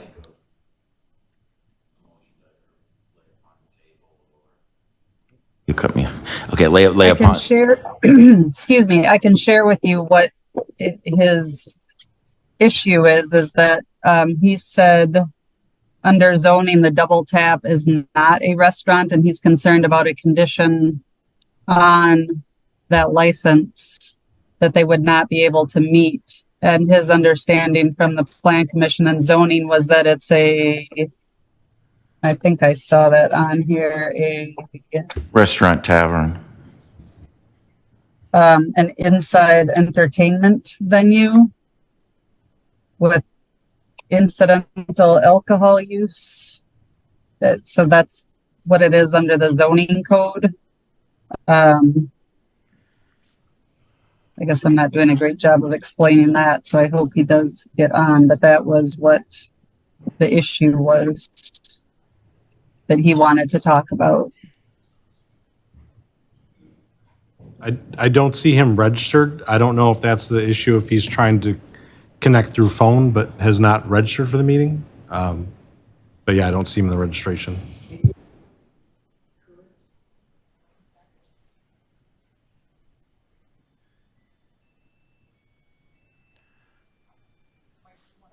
Sure. So why don't I go ahead? Well, first of all, I'm sorry if I'm distracted. Peter Metropolis is also texting me saying he's doesn't know how to get into the meeting now, who is registered. He doesn't have the number to call in on. I don't know if, Jim, you could possibly resend it if you have his email address. I don't know what to send him. But in any event, let me explain, and I appreciate Attorney Zillovy and Attorney McReynolds, Attorney Cole, and if Attorney Proctor apparently can hear my voice as well. So the definition of a restaurant in MGO 38.02 is as follows. Restaurant has the meaning as defined in Wisconsin statute, section 97.01, sub 14, sub G, and whose sale of alcohol beverages accounts for 50% or less of the establishment's gross receipts. So, although I can't recite for you this moment the Wisconsin statute, and perhaps one of the assistant city attorneys might do that for us. My understanding, again, I've been on this committee for a long, long time, is that 38.02, again, which is, as we know, a very routine condition in the core downtown area, is 50% or less of gross receipts are alcohol. And I thought for Double Tap and Stuffed Olive, that absolutely would be the case, including the arcade revenue, in essence, is non-alcohol. I understand Attorney Proctor's concern as it relates to the zoning code, but I'm referring to the alcohol, the alcohol license code. So maybe would either of the assistant city attorneys wish to give us your advice on that question, especially as we're filibustering for Attorney Proctor? Robert Proctor arrived in Zoom. If you would like him to speak.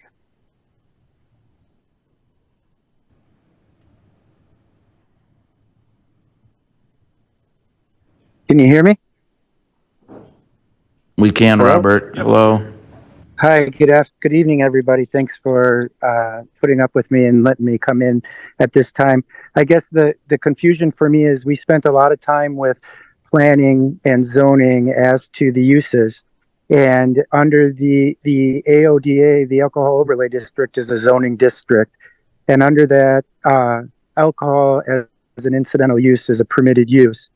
And zoning determined that as a zoning matter, that the Double Tap is inside entertainment. It's an arcade with an incidental use, which is permitted as the alcohol. So by requiring it, so that's in order to comply with the overlay district, which is the zoning district that was used in order to control the types of alcohol establishments are in the overlay district. So it's unclear to me why there would be a condition of use that would make the use be a restaurant, which, you know, there will be less than 50% likely in alcohol, but I just don't think that it should be a condition that it be a restaurant, which is a use, which is generally zoning, if zoning says it's inside entertainment with an incidental alcohol license.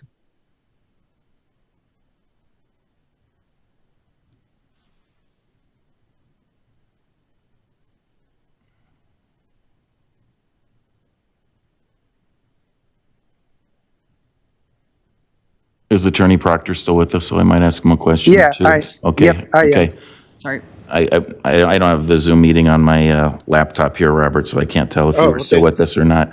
So, so again, I'm referring to Chapter 38, not Chapter 28, the zoning code. And again, from my experience here, I can't recall ever have added conditions relating to the zoning code here at the Alcohol License Review Committee since Chapter 38 is our bread and butter, so to speak.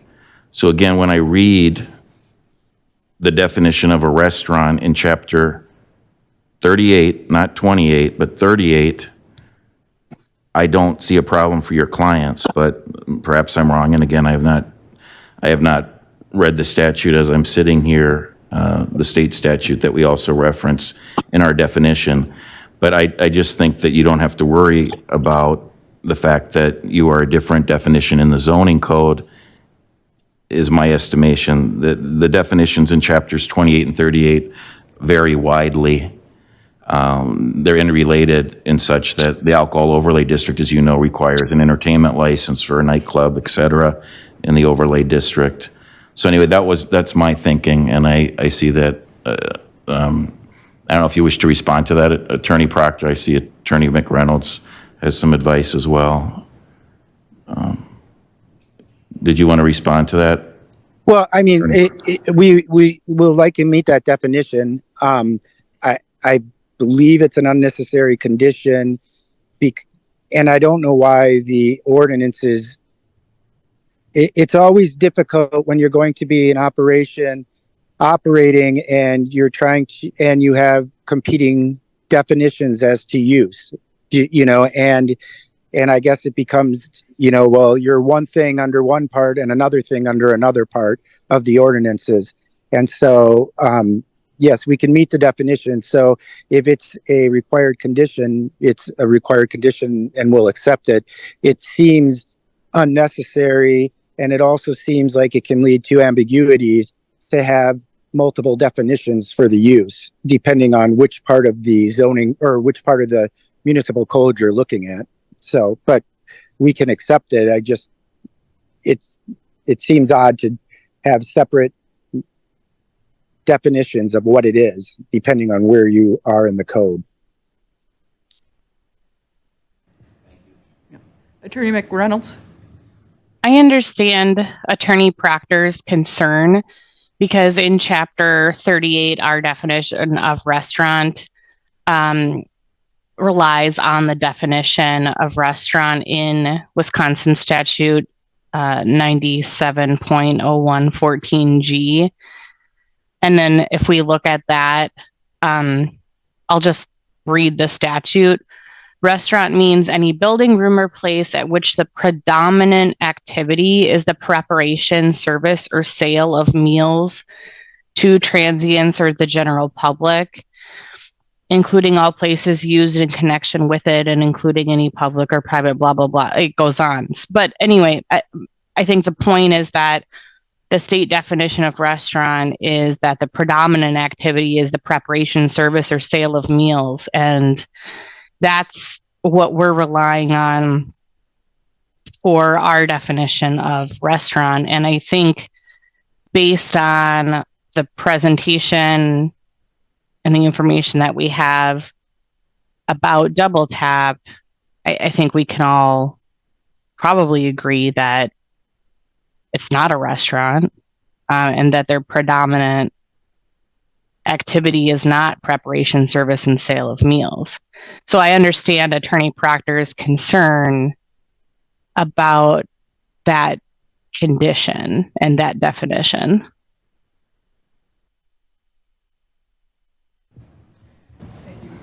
Thank you, Attorney McReynolds. Can you then give us your advice as to what would be an appropriate condition, and just explain it? And so maybe we would set a precedence and cite the zoning code and chapter 28 in this case. But we always are hypersensitive about establishments in the alcohol overlay district. This is an unprecedented series of applications in that regard, as this block is in the alcohol overlay district. We have another item on our agenda tonight with the red shed that's also in the alcohol overlay district, where I certainly think many conditions are in order there. So I don't know if you need a few minutes to review chapter 28 perhaps for the appropriate condition then, but I want to make sure that we get this right. Yeah. Attorney Proctor, has this already been approved by zoning as what you stated, the indoor entertainment with incidental alcohol? Yes, that was specifically, and I know Attorney Zelovy is also on the line. We spent a lot of time talking to Attorney Zelovy and to planning and zoning as to, because it was in the alcohol overlay district, as to the definitions. So, and they as to what it is. And that's where zoning was the one that told us that Roxy meets the nightclub definition, but would require a CUP, that the Stuffed Olive would be restaurant tavern under the AODA, the alcohol overlay district, and that in the overlay district, it says incidental alcohol is a preferred use or a permitted use, and that the arcade is inside entertainment, and therefore the alcohol sales are incidental and therefore permitted use. So like no COPs or anything. And we would accept the condition so that alcohol is incidental, that there would be food, the full menu served the entire period that it's open, plus that, alcohol is not the predominant sale, so that it's clear that this is it's incidental sale to the inside entertainment, and that it has food the entire time. Or a full, the full pizza menu. Right. I see Clerk Verbeck has his hand up, and then I would like a few minutes to look at Chapter 28. I'll vamp for you, Amber. All right, so our office was fortunate enough today to have the zoning administrator visit us, and one of the things I mentioned to Katie Bannon is that there are definitions of certain things in the zoning code that don't necessarily align with how we view it in Chapter 38. One of the which is there's restaurant, nightclubs, and for a situation like what we had earlier, where La Playera is a restaurant, now is going to hold an entertainment license, they would be considered as a restaurant nightclub. But nobody here would consider them to be a nightclub, but because they have food service and they have an entertainment license, they're considered a restaurant nightclub. And I think when we've had conditions on licenses where we say meet the definition of restaurant as defined in Chapter 38, is that we're very clear that it's meeting the definition of the restaurant as we view it, with the alcohol sales being 50% or less, and not anything more than that, any predominant food service. It's sort of that delineation, that we're not saying that you're a kitchen, just the same as we're telling La Playera that you're not a nightclub. It's just meeting these particular definitions so we don't see places become a nightclub, that they're meeting the definition of a restaurant by having not a majority of their alcohol sales.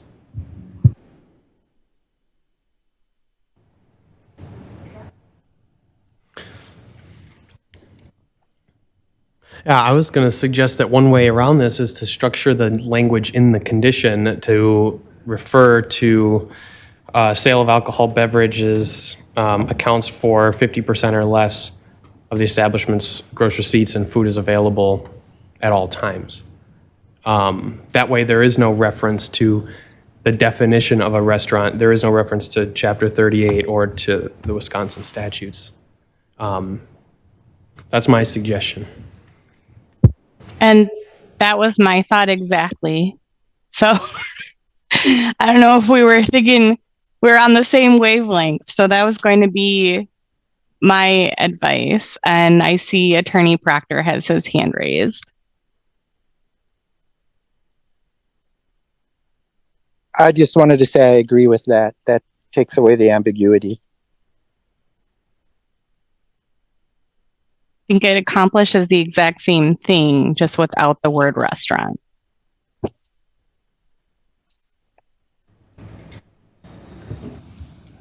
So just going forward, for my sanity's sake, Mike, I know you want to do some motions. Can we do the Roxy and then do each individual one? I know the conditions will be the same, but instead of one large motion. So items 12 and 26. You're recognizing me? Okay. So I move to grant the 21-plus entertainment license, agenda item number 12, and the alcohol license, agenda item number 26, both for Roxy Madison LLC, with the following identical conditions, which are as follows. The establishment shall meet the definition of an entertainment venue as defined by MGO Section 38.05 Sub 9 is condition number 1. Condition number 2, food shall be available at all times. Condition number 3, no patrons are permitted to enter or re-enter the establishment after 1:30 a.m. on Friday or Saturday nights.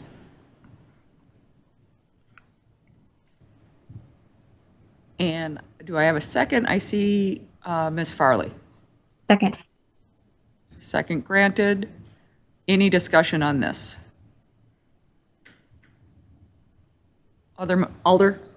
Oh, no, he went out of the queue.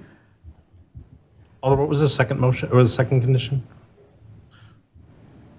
Just repeating, condition number 2, food shall be available at all times.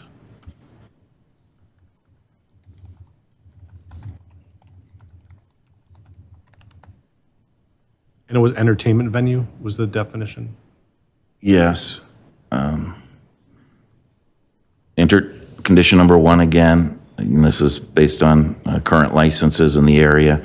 Condition number 1, establishment shall meet the definition of an entertainment venue as defined by MGO Section 38.05 Sub 9. And I'm sure the many attorneys listening to my voice can correct that reference if that seems inappropriate as well.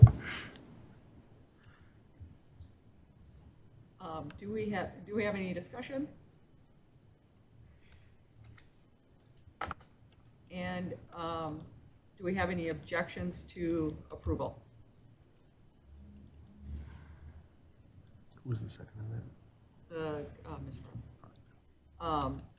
Seeing no objections, item 12 and 26 have been granted.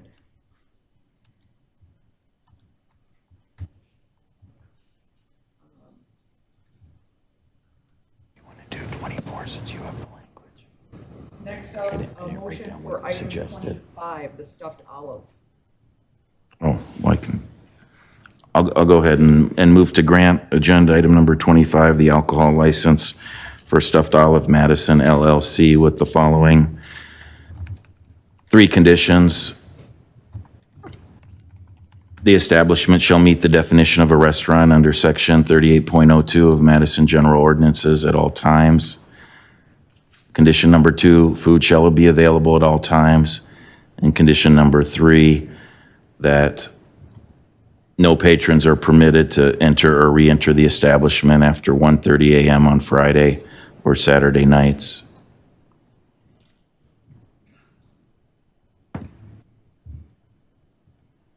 And can I get a second?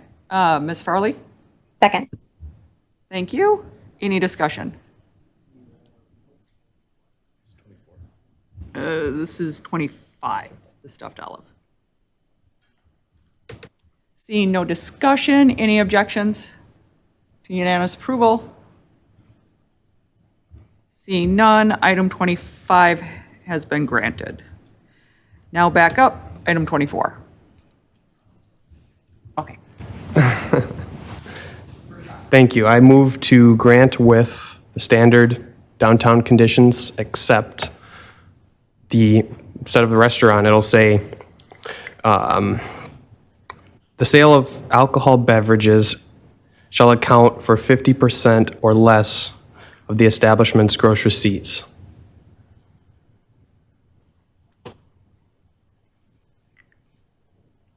And then conditions 2 and 3 would be the same as the ones we just. Right, so then there will be the standard food shall be available at all times. And then the standard reentry condition, which if you have you could repeat that directly if you want. Yeah. So, and I'm happy to second the motion. And condition number 3 for the record would be, no patrons are permitted to enter or re-enter the establishment after 1:30 a.m. on Friday or Saturday nights. Any discussion?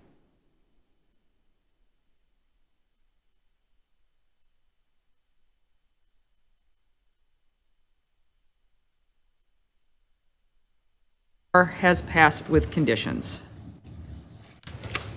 So, Alder, if you could just enlighten me. So for the Roxy, that's the one we need to change the address on. Are we going to have the Common Council refer it back to us? Well, that's a good question, Deputy City Clerk. I know if we need to, I can move to reconsider the previous question to ask the applicants and their attorney if they wish to answer. I do have a procedural question. Did you hear the Deputy City Clerk's question as to timing? He suggested, well, are we just going to then, at the October 3rd Common Council meeting, have the Roxy applications, entertainment and alcohol, referred back to this committee for the October meeting to correct the address? Is that your preference, or is it your preference perhaps to have the Common Council grant the 2 Roxy licenses on October 3rd, and then you follow up? Obviously, you're not opening until the summer of 2024. Follow up sometime in the coming months with a new application where you'd very likely be on the consent agenda and not have to testify. Yeah, yes, absolutely. And your client wants to speak too, by the way, but I don't know. Okay. It is the address is changing, but we need to keep in mind, it is still the same physical location. Absolutely. So our preference would be the latter. Granted, we Have the Common Council on October 3rd grant both entertainment and alcohol licenses, and then at a future date, your clients would come forward with 2 new applications. They'd be identical except for the numerical address change by a couple digits. Yep. Okay, sounds good. Thank you. And sorry for that complication. Yeah. Good question, Jim. Thank you.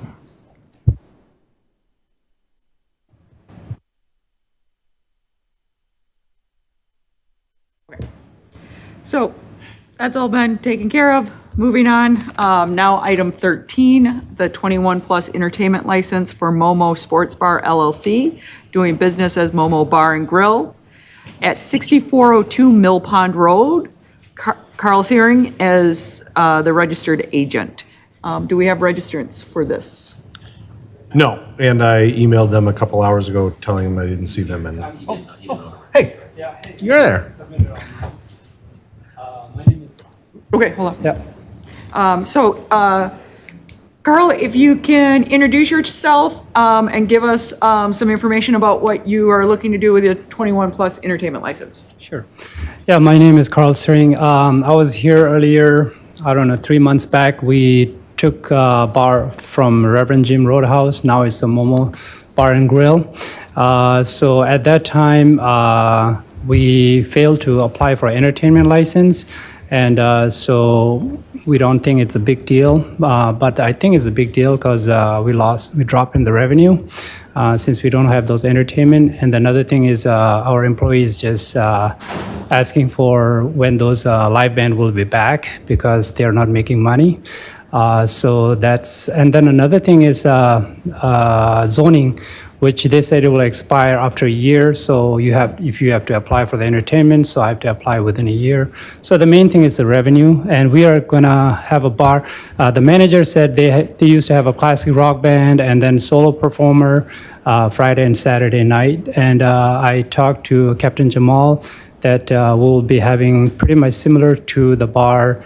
They have a band, I think the Rooster Bar, which is they close around like 11:45, 12 a.m.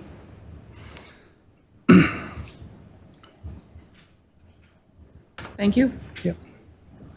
Any questions for the applicant?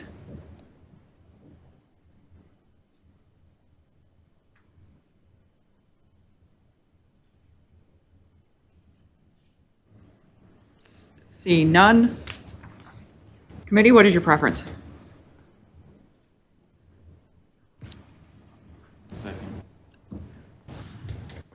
Mr. Burshak, if you could say that again, please. I move to grant.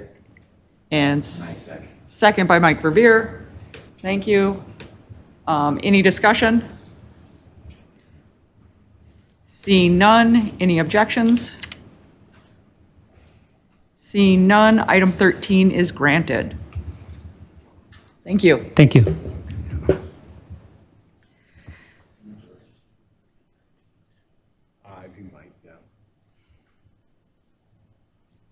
Okay.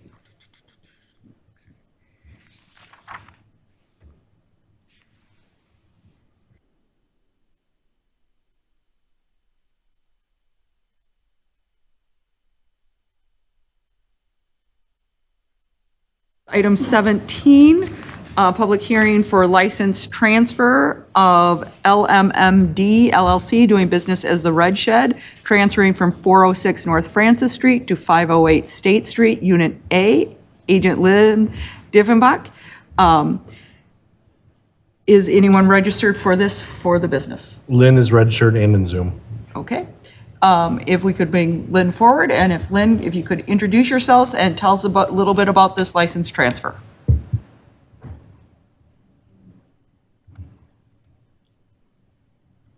Lynn, are you there? She is unmuted on Zoom. I might want to make sure that you have the correct mic selected.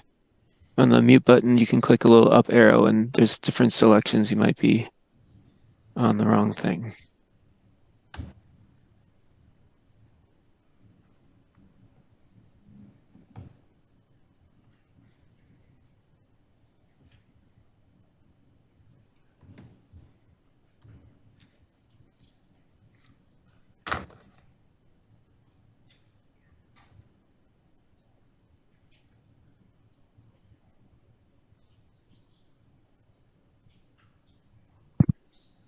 Yeah, sorry, Lynn shows as unmuted on the Zoom end, but apparently something's going on with her microphone.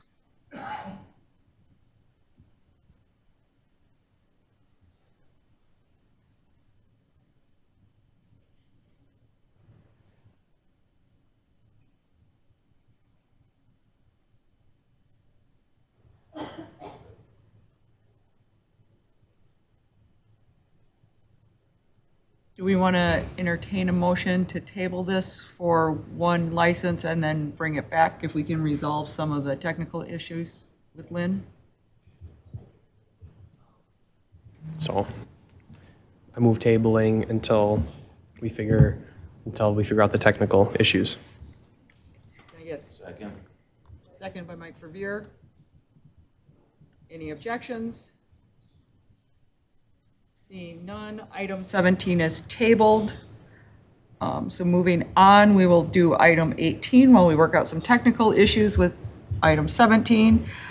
This is also a license transfer, Sabadi, Thailand, Wisconsin LLC, doing business as Manoon Siam, transferred 2045 Atwood Avenue to 2326 Atwood. Agent Dutawa Wankalaka. Do we have someone registered for this item?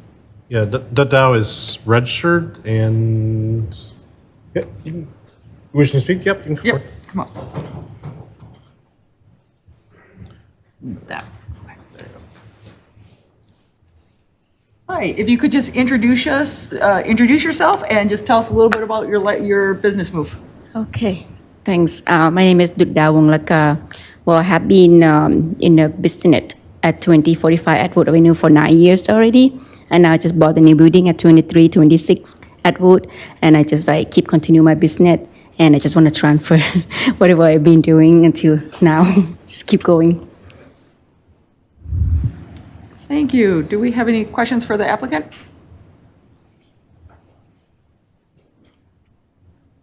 Nope. Thank you very much. Thank you. Oh, I have a question. Sorry. Sorry. Ms. Farley? Yeah. Are there Any large differences between this location and your previous location? Is the size particularly larger, capacity, or anything like that? No, not too much. Just think about like maybe like a few more table larger than the last one. Perfect. Thank you, ma'am. Thank you. Thanks. Committee, any discussion? What is your pleasure? We also have. Sorry. Angie Marutalert is registered and support, not wishing to speak, but available to answer questions. And Jewel Vang is registered in support and wishing to speak. I think in Zoom. Whoops, wrong one. There we go. All right, Council, I'm here. Yep.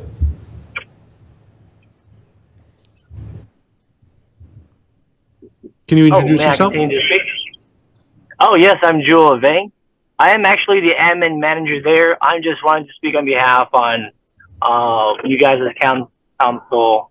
And I just want to make sure, we've been doing, Thai food and, liquor for a long time. And I just think it'll be nice to kind of get the liquor license back in here so we can start pairing, people's favorite dishes with their favorite beer, you know what I mean?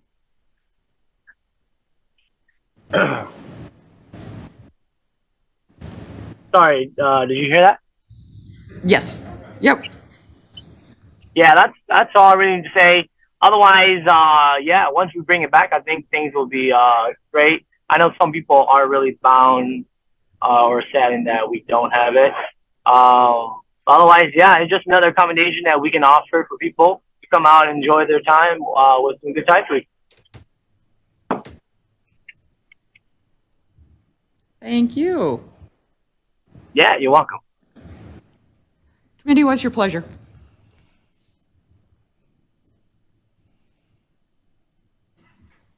Mr. Burshak? I have no qualms with this. Move to grant. I have a question. I don't know if this is for Mr. Verbeck or for the applicant. I am just looking at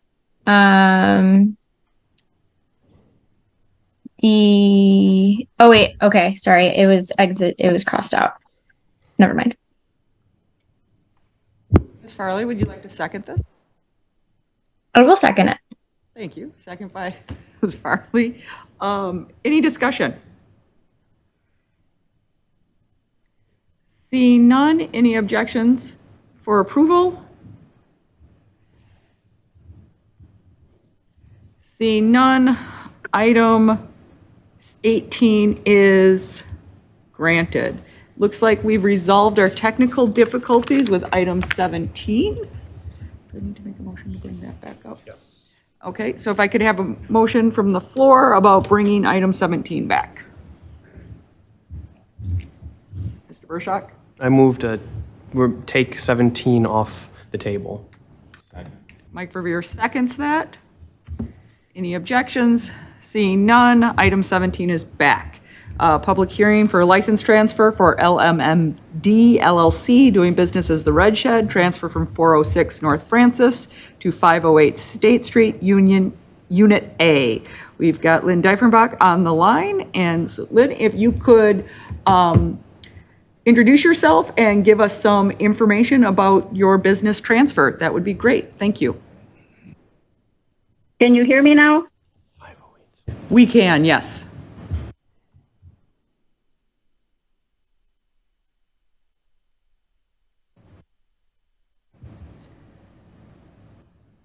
So Lynn, can you hear us? We're able to hear you when you said something. Can you hear me? Yes. Can you hear me? Yes. Okay, good. Thank you. I'm sorry about that. Yes, they let me manage live support, but I can't run a phone. I'm Lynn Diefenbach. I've run the Red Shed for the past 4 years, which has been part of Madison for the past 54 years. We recently lost our lease and are planning to move up onto State Street and hoping that we can just transfer our license up there.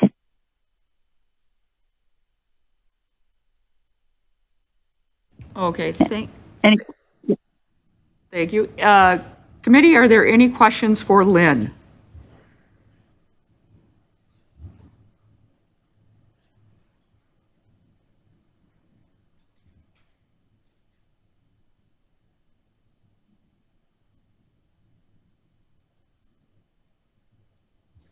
Mr. Burshak?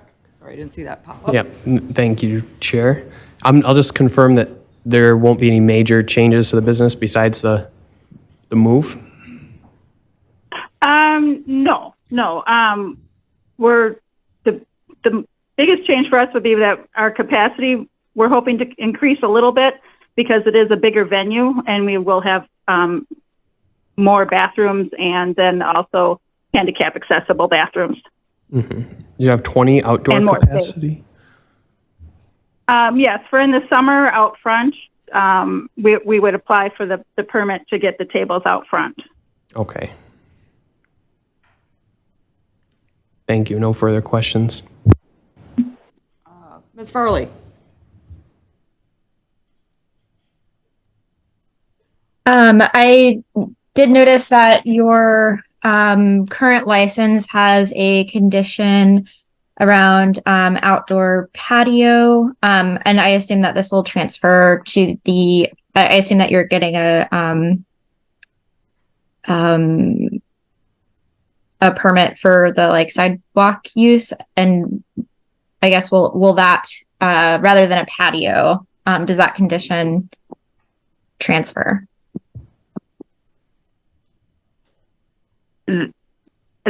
I would like it to, yes. We would just be out front as opposed to along the side of the building as we were at 406. I guess I have a question for legal counsel then. Does the wording of the condition on the current license need to be updated? Or is it still considered an outdoor patio?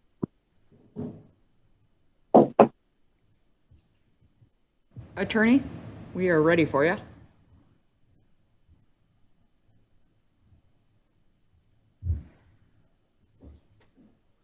Oh, I thought. Hi. Sorry. My audio cut out for a bit, so could you repeat what just happened? So let's do this. Yep. So, Ms. Farley, if you could ask your question again, and I see that Attorney Zelani has her hand up. I don't know if she was going to answer that. I didn't see that, Attorney McReynolds, that you were going to respond. So, yeah, I think Attorney Zelani might be coming in for something else, but let's just ask. Thank you. Yeah, I was coming in to ask whether she is in fact applying as a tavern and not a restaurant. Yes. You're applying as a tavern? Yes, but I'm willing to go with the food available at all times or what. I'm open to conditions. How about we say that? We already have the no reentry after 1:30 condition on our license. Have you talked to zoning? I have contacted Katie Bannon a few times, but not received a response yet. Because you are in the alcohol overlay district, correct? Correct, yes. Which I believe that means you have to be a restaurant.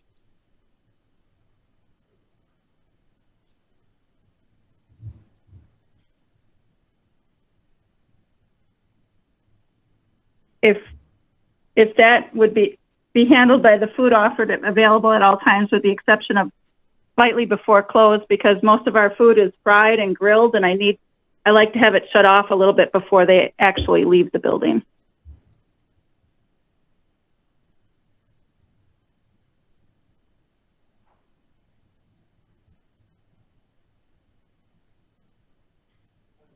We can have Attorney McReynolds answer the question about the condition if it. Yep. Let's. So, Attorney McReynolds, the question was, Ms. Farley, can you restate your question that you asked about the outdoor patio? Yeah, I think we're talking about quite a few different conditions here. Yep.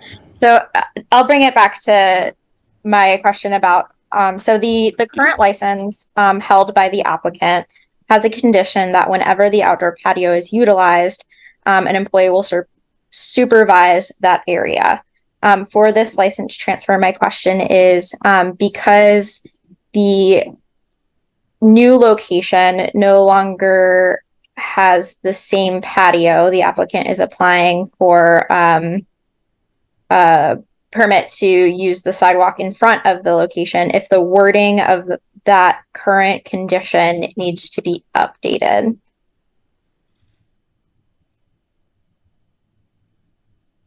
The short answer is I don't know, but for clarity, I think that I would recommend updating any conditions on the license regarding a patio. Because I mean, for one, I don't even know that a patio has been approved for the new location. So I would recommend updating conditions on that. Thank you. Mr. Burshak? Is the location at the old red shed licensed? Like, after this license gets transferred, is there another? I know there's another Wando's wants to go there, but if it gets transferred, is it going to be unlicensed at that moment, or did we already approve the Wando's additional one? So this would increase the density, supposing it's not a restaurant. We would be increasing the density, so we do have to be concerned about that, or someone does.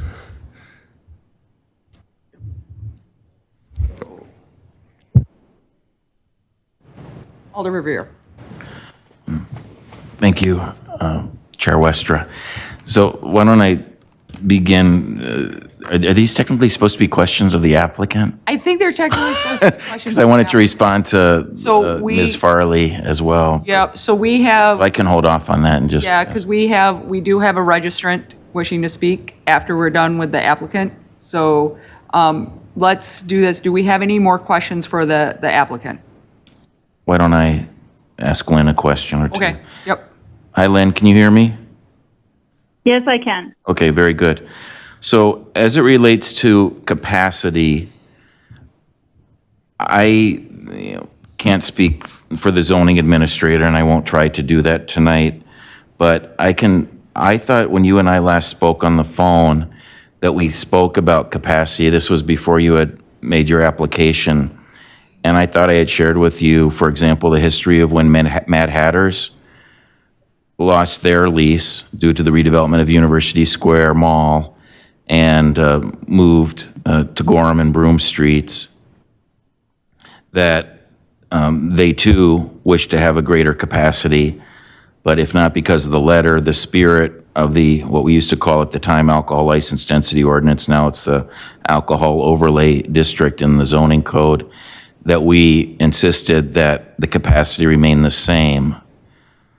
So let me further state that I think I would be much more comfortable if the capacity, at least granted tonight, is a capacity of 80 indoors and 12 outdoors.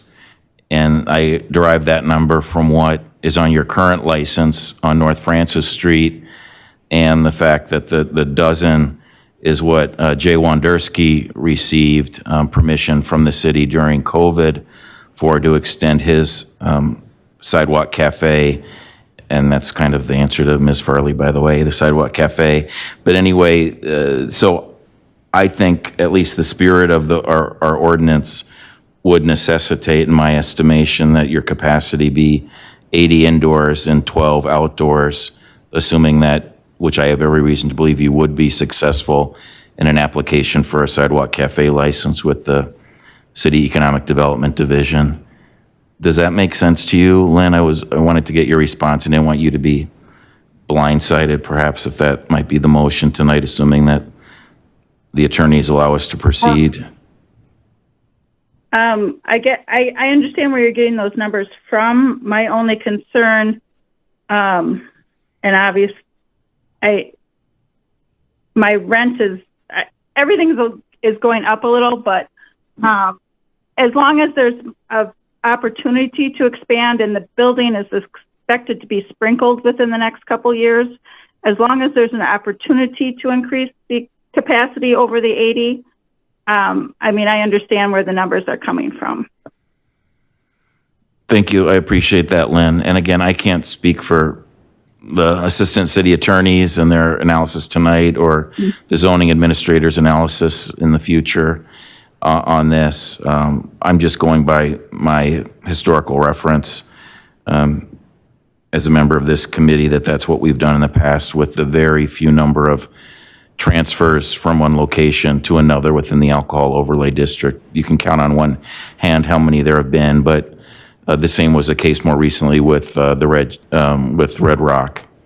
So whether that's just our past practice and our precedent here at the committee, or that's the current letter of the law as it relates to Chapter 28, our zoning code, that I can't speak to tonight without more research, but that's my thinking. So I don't know if you want to respond to that further, but so I can't answer your question by saying, oh yeah, of course you can apply for a capacity of greater than 99 when you and JD McCormick sprinkler the space without obviously the city attorney's office and the zoning administrator, the building inspection division being the authorities on that. You understand that? Yes, I do. Yes, I understand it. Okay. All right. Thank you very much, Lynn. And good luck. I hope we can proceed tonight. Do we have any other questions for the applicant? Seeing none right now, thank you, Lynn. Jim, do we have any registrants for this item? I don't see any other registrants for this item. Seeing none, do we have any discussion for staff? I'm sorry, any questions for staff on this item?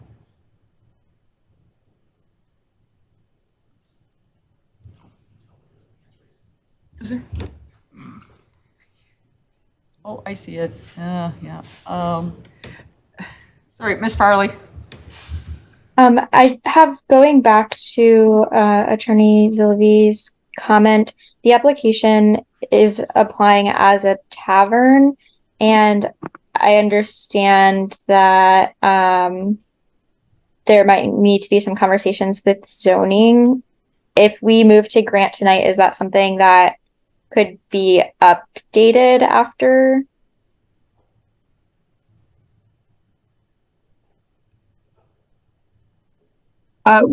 This is one of those situations where you could grant the license, but she would not be authorized to operate under the rules in the alcohol overlay district and the zoning definitions, because she indicated on her application that she's a tavern.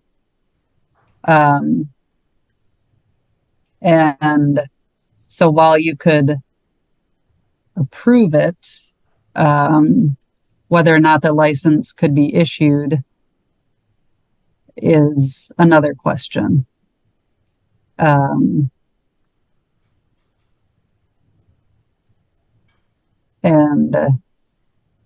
because I think as things stand right now, I don't think zoning would sign off on it, allowing her to actually license in hand. If we approve and zoning doesn't sign off, does the applicant have to come before the committee again, or can it be updated because it was already approved? Well, the issue would have to be worked out through zoning. And I don't know what they would have to see in order to be convinced that she is a restaurant and not a tavern.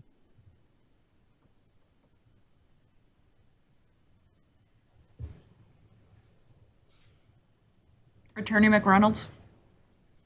Yeah, I think if that happened, my recommendation that it would come back to the ALRC for conditions specific to being a restaurant.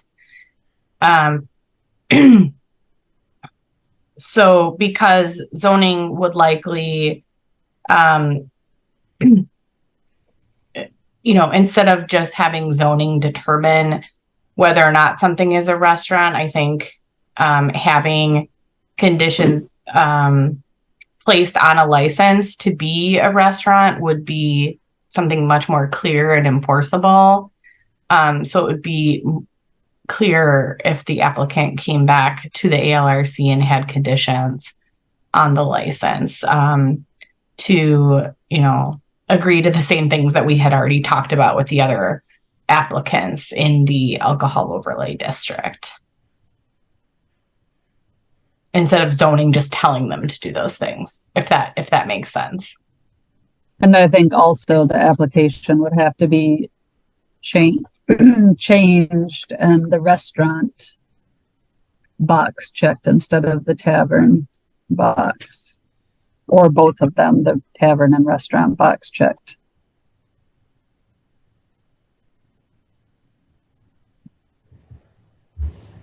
Ms. Farley? Is it appropriate to make a motion to refer this to the next meeting to allow the applicant time to discuss with zoning? Alder Revere? You're gonna... Well, I don't know that Ms. Farley's asking me the question directly. I'm happy to give my opinion on that. Mike, if you can give the Potential. opinion Okay. of how if referral is the best option for tonight with everything that's going on and with the experience with the overlay districts. Yes, thank you. I wish I had more certain knowledge to share tonight. So to cut to the chase, and appreciate the question very much, Ms. Farley, I would encourage my colleagues to proceed tonight. I don't believe we gave Lynn the opportunity. We can certainly ask her to confirm this, but I believe that it's a matter of weeks that she's unfortunately losing her lease and wishes to move and open as soon as practicable. And I would hate to tonight, perhaps unnecessarily, delay that reopening by a whole month and set her back further. With that said, and at the risk of repeating what I said earlier, based on my past recollection of the very small number of transfers from one geographic location to another within the alcohol overlay district, I know with near certainty that at least the former alcohol license density ordinance, which was in Chapter 38, again, what we're used to dealing with here at our committee, that there was an allowance to transfer your license from one address to the other within the alcohol overlay district. Whether or not that was missed in translation when that ordinance migrated from the alcohol regulations ordinance chapter to the zoning code, I don't know. And frankly, when the applicant texted me last week, I believe it was, and said, I could read the text, but more or less, there might be a zoning issue. Who do I contact? And I shared the zoning administrator's name and contact information with the applicant. Unfortunately, as we heard in earlier testimony, they haven't apparently been able to connect yet. But again, based on my past recollection of how we've operated here and allowed a transfer within an alcohol overlay district from one address to another, again, as I thought, though keeping the capacity the same, given the rationale for an alcohol overlay district, that should be permitted tonight. But as I said earlier, and I'll repeat one last time, I can't speak for our attorneys and I can't speak for the zoning administrator and building inspection director and what their interpretation will be. I will say that if the alcohol overlay district doesn't allow for the transfer from one location to another of a tavern, then I personally think that we should amend the zoning code to allow that, because that again was what the former Aldo, as we called it back in the day, allowed. So that's my thought there. To answer Ms. Farley's question directly, thank you.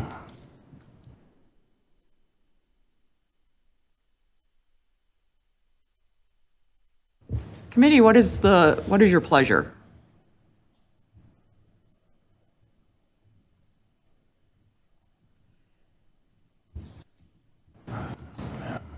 Well, why don't I proceed at the risk of running astray of our legal advice here, but I hope that's not the case, to my friends in the city attorney's office.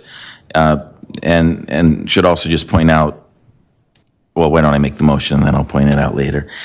So I would move to grant the alcohol license for LMMD LLC, transfer of the alcohol license for LMMD LLC, with the capacity of 80 indoors and 12 outdoors. And at this point, sole condition that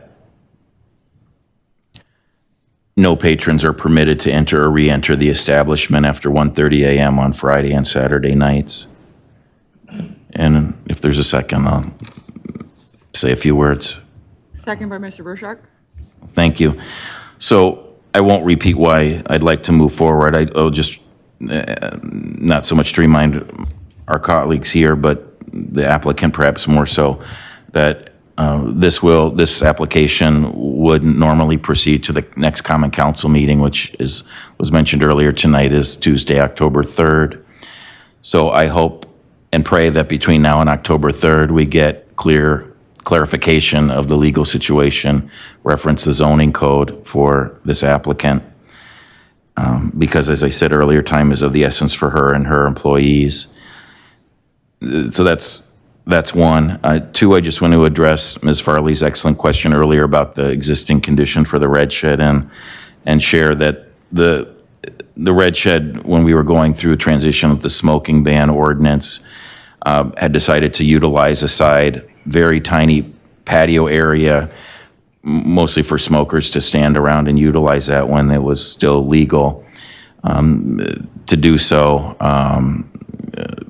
And so, actually, it would be legal today under the current smoking ordinance, now I think about it. But anyway, so that's when that patio was added by the previous owner, Jeff, of the red shed. And because that was a new use and so forth and wasn't otherwise regulated, my recollection is that's when we added that condition, is when the change of license premise came in for that side patio, again, on private property at the current red shed. At the new location, as we heard earlier, this would be in the public right of way and would require a sidewalk cafe license being granted administratively by the city planning department.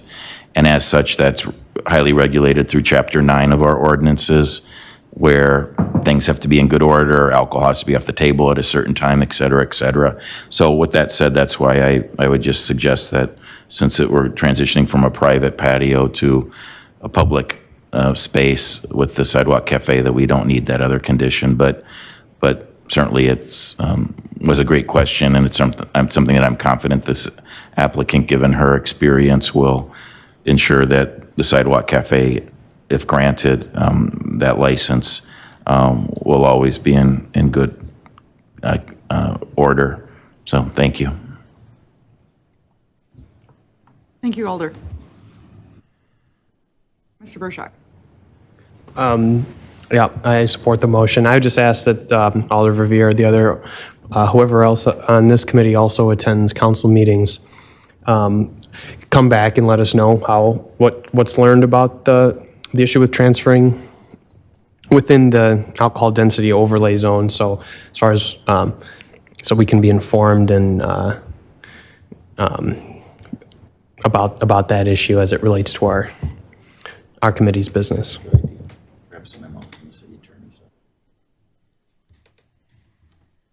Thank you. So on the floor, we have a motion to grant with conditions. Any other discussion? Seeing none, any objections to the approval? Seeing none, item 17 is approved.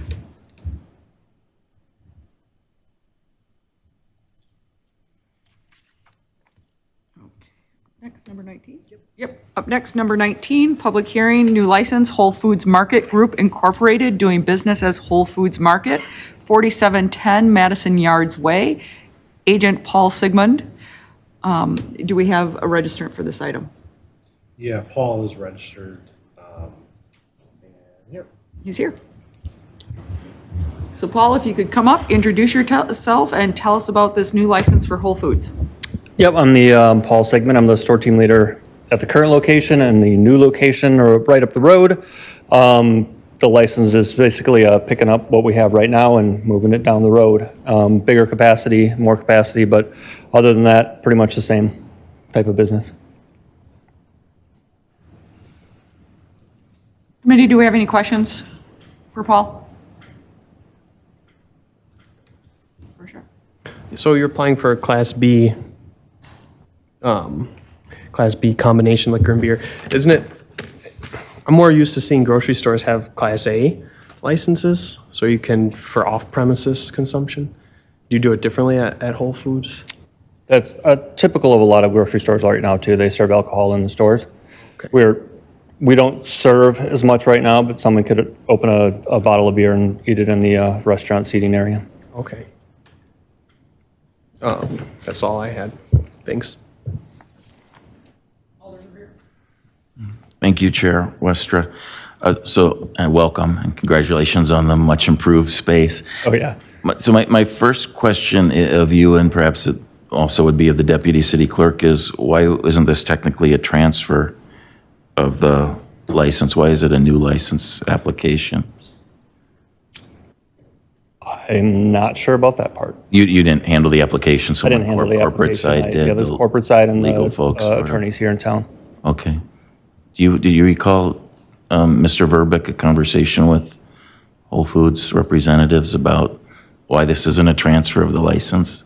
I don't. I wasn't there for when it was first applied for. I don't know, but The store has been there so long, it should be a grandfathered license. it is. Yeah, I believe it is. Yeah.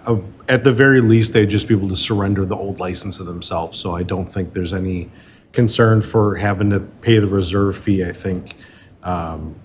I think all that's lost in this by not doing that is it's an already held license moving, that this is just a new license and they can surrender the old license to themselves. Yeah, I understand that. Thank you. I just think, obviously, they would be eligible for a transfer license, but we're not in that position tonight. But as you say, it's, in all respects, same outcome, to be sure. So I was trying to just confirm on your floor plans here. Is there how does the reason why you have the Class B license as discussed, and you currently have a Class B combination license, is the consumption on-premise space, square footage, much larger than what you have in the current store? No. It's about the same square footage, you'd say? Probably less square footage. Less square footage, actually, in the new Like larger in the store? restaurant where people would be consuming? Yeah. I guess people tables can and probably seating. consume throughout the store. Yeah, But the area hopefully they're where not people- consuming adult beverages throughout the store. Exactly. Unless you're doing sampling, but Right. tastings, they should. But it's actually smaller, interesting. It's even though- probably, it's narrower and there's going to be probably just as much seating, but it'll be a smaller area. And you'll have no outdoor seating at the new No, store? not right now, not at this time. Okay. All right, very good. Thank you very much. Thank you. Thank you, Chair.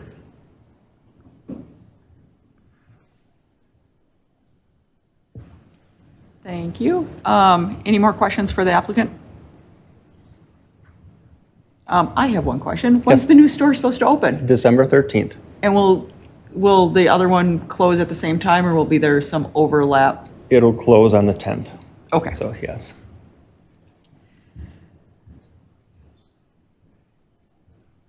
Seeing no more questions. Any questions for? I have one question. Oh, sorry. Farley, sorry. Is the applicant familiar with, and I assume so, having a Class B today, but just restrictions around Class B license and the ability to sell alcohol for consumption off premises. I don't understand the question. The ability to sell? Ms. Farley, can you ask that question one more time, please? Yeah, so the Class B license is for consumption on premises. I think there are some special provisions for consumption off premises. Just wanted to make sure, like, we're not planning on selling like liquor or anything like that. You can sell bottles. Yeah, you can sell bottles for off-premise consumption with a Class B license. Oh, okay. My mistake.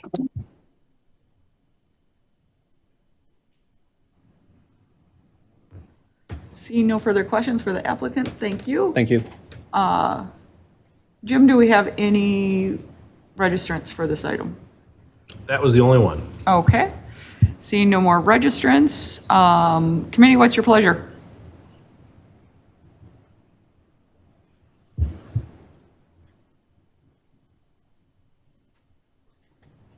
Move approval. Second. Any discussion? Seeing none, any objections? Seeing none, item 19 is approved. Up next, item 20, public hearing for new license for Baked Wings Madison LLC, doing business as Baked Wings, 152 West Johnson Street. Agent Jim Beach. Do we have any registrants for this item? We do. Scott Frank and is registered and in Zoom is wishing to speak. I can support. I am here. Can you guys hear me? Yes. Yeah, thank you so much for your time. I'm very excited for this and appreciate everything you guys are doing for us. I'm via Zoom. My business partner, Brian Sue, is actually sitting there with you. Baked Wings is a chicken wing based business. Our first location is located in Loves Park, Illinois, just shy of the Wisconsin-Illinois border. We sell bone-in chicken wings that we bake instead of fry, thus our name. They're all gluten-free. We also have fantastic smash burgers and cheese curds and other tasty food. Currently, we are doing 55% of all of our sales are off-premise, whether they're order online and pick up or using third-party delivery systems like Grubhub, DoorDash, or our own Baked Wings app. We are just shy of under 10% alcohol sales here in Loves Park. We do understand that the alcohol sales will be a slightly higher, being in Madison and in such a great location where we're at on State Street. But we are, first and foremost, want to sell as much chicken as possible. With all of that said, I'm 45 years old. My partner's 52. I went to University of Iowa. Brian went to Northwestern. We're huge Big Ten fans and love and respect college football and basketball. So we want to support the Badgers as much as possible, but we also want to be as responsible as possible when it comes to alcohol. Half of our place will be quick service, order online, come pick up, or come walk in, order, grab a pager, and we will serve you at your table. And then we will have a bar with 19 bar stools where you will get full service at the bar. So we had a great conversation with Captain Hansen about security. Anyone that serves alcohol will be Bassett trained, as well as our entire staff will go through the Safer Bars program. Every night at 9 p.m., we will have a security guard carding anyone that goes towards the bar area. And we will also use card readers as far as IDs. We take this very seriously, not only as business owners, but as of fathers as well. We are enthusiastic about being in downtown Madison for not only years, but decades. And we cannot think higher of police, fire, first responders, and charity is a massive, massive part of our business model here in Loves Park, and it will be in Madison as well. And I look forward to any questions, and we cannot wait to get up there and sell you guys some great chicken wings and smash burgers. Thank you, Mr. Burshak.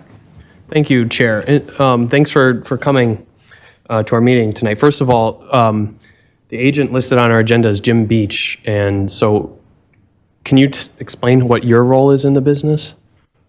Yes, I'm a very hands-on owner, as is Brian Sue, my business partner that's actually in attendance there right now. I believe our realtor, Mr. John Birch, is there as well with his grandson, Germani, and I think maybe even Brad Mullins, our landlord, might be there as well. Okay. Thank you. My second question is, you wrote in the application that you'd like to have 6 gaming machines. What do you mean by gaming machines? No, we don't want 6 gaming machines. We currently have 6 gaming machines in our Loves Park location in Illinois, where gaming is legal. We understand that it's not there. That's not part of our business plan whatsoever up there. It's just in our current one that's in Illinois, just south of the border. Okay, thanks for clarifying that for me. And that's all my questions.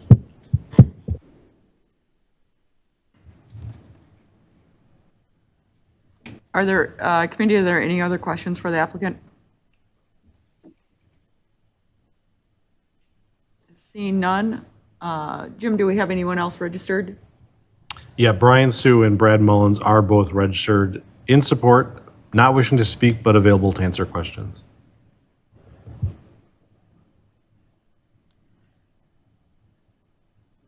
Committee, what is your pleasure?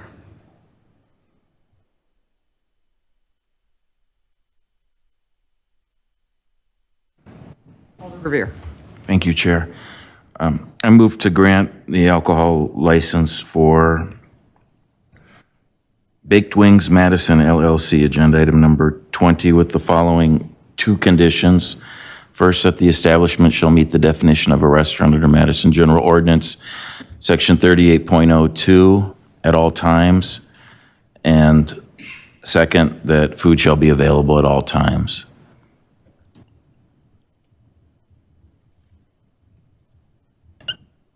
And with a second, if I'm someone, I'll say a few words. Ms. Farley? Second.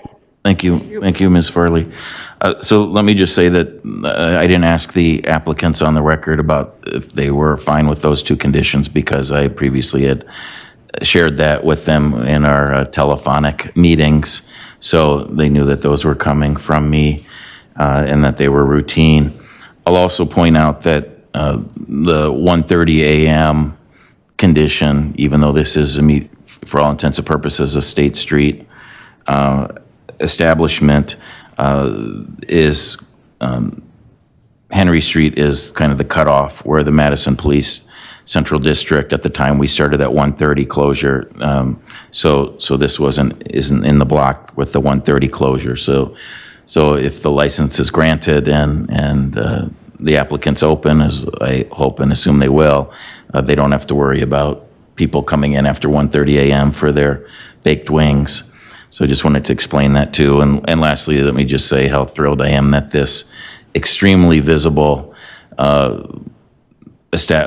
commercial space on the corner of West Johnson and State Streets will finally be occupied after so many years of it being vacant. So hooray for that, and look forward to a new establishment in the State Street area, adding to all that's already offered there. So thank you.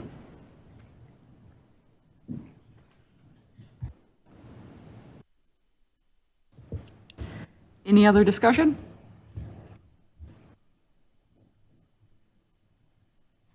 Seeing none. So we have an approval for item 20 with conditions for Baked Wings Madison LLC for a new license. Any objections to the approval? Seeing none, item 20 is approved.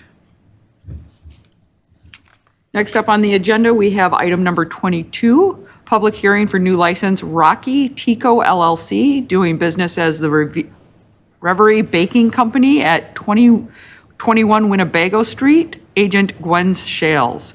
Mr. Verrick, do we have any registrants for this item? Gwen is registered and in Zoom. Gwen, thank you for being here with us today. If you could introduce yourselves and give us a little information about the business that you plan to run. Yes. So we are open currently since April. We have a bakery cafe in the Sassy neighborhood, and we're looking to add beer and wine service to our cafe.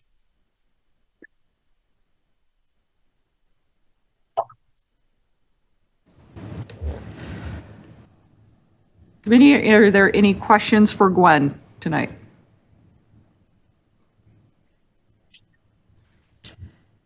Seeing none, what is your pleasure? Do we have any other registrants? Sorry, We do not. no registrants. Mr. Burshak. I move to grant item 22.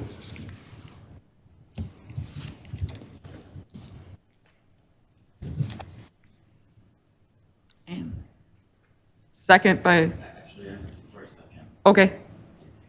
Question about this. Yeah, I'm pleased to second a motion to grant, but I do have a question of the applicant. Is she still available? Yes. Wonderful, thank you. So on your application, you say that you're applying for a beer and wine license. Is that correct? It's beer and wine only, not a full liquor license? Right. Okay, so on our agenda, then there's an error, and the deputy city clerk can correct me if I'm wrong. On our agenda, and what would have been legally noticed is a Class B combination liquor and beer license, but you absolutely do not wish to have a full liquor license, is that correct? That's correct. Okay, thank you, no problem. Based on this having occurred in the past, we should have no problem proceeding tonight, because this is less restricted than what was publicly noticed, and so I would happily second the motion to grant a Class B beer, Class C wine licenses, with the correction, obviously, Jim and Legistar. Thank you. Perfect, thank you. Any discussion?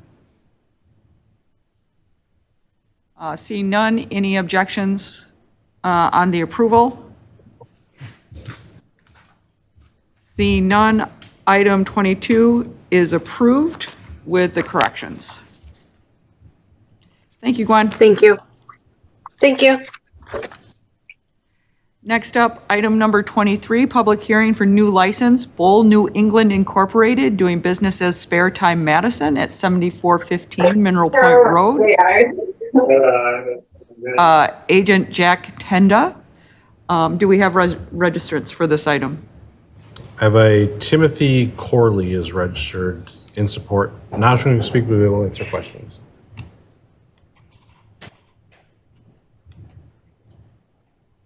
I'm Tim Corley. I'm the president of Spare Time Entertainment. We are a Vermont-based company, have 18 locations all over the Eastern Seaboard, New England, and a couple out here in the Midwest.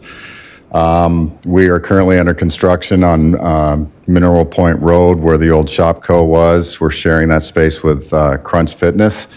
We offer premier bowling, arcade, food and beverage operation. We also have escape rooms and laser tag, so it's all a bunch of family entertainment attractions under one roof, and obviously food and beverage is a big part of our business, including alcohol.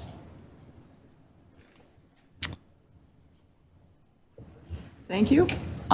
Committee, any questions?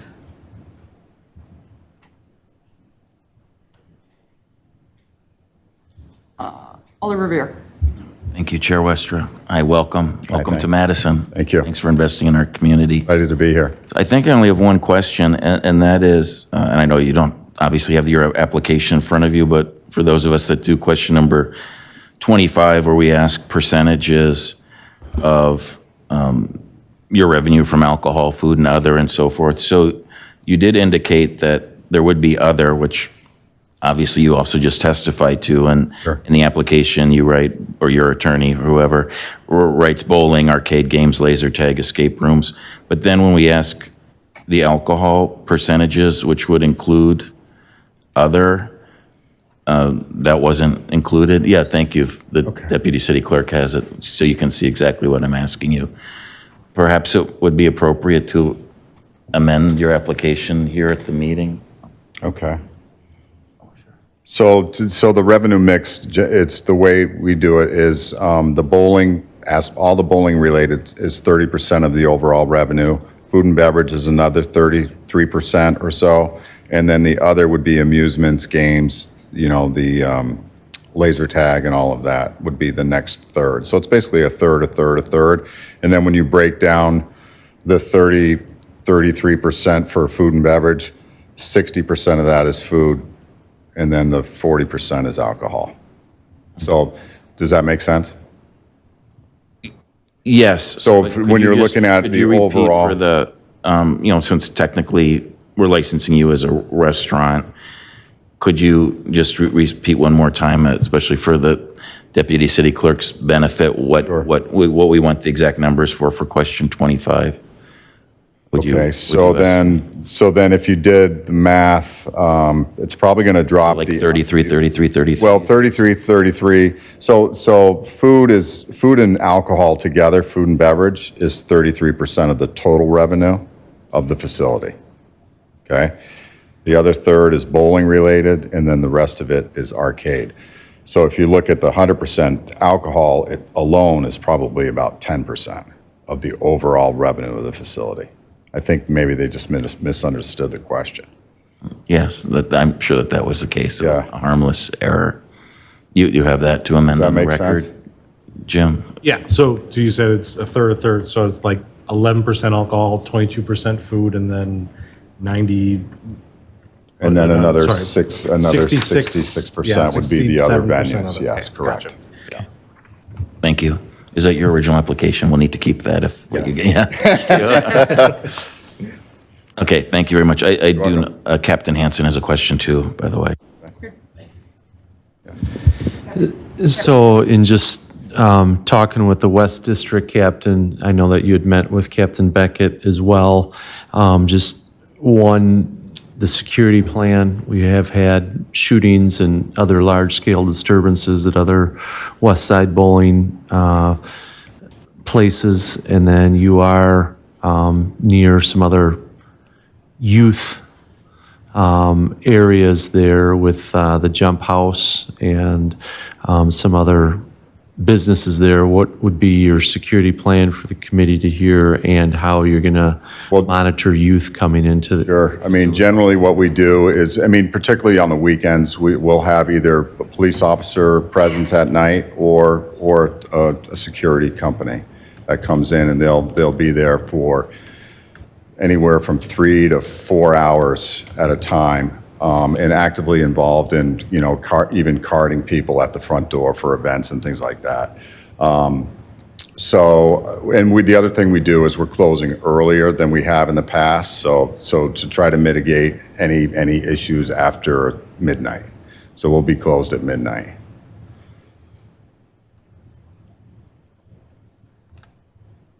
You're welcome. Are there any other questions for the applicant? Thank you. See none, thank you. Do we have any other registrants for this item? We do not. Committee, how would you like to proceed?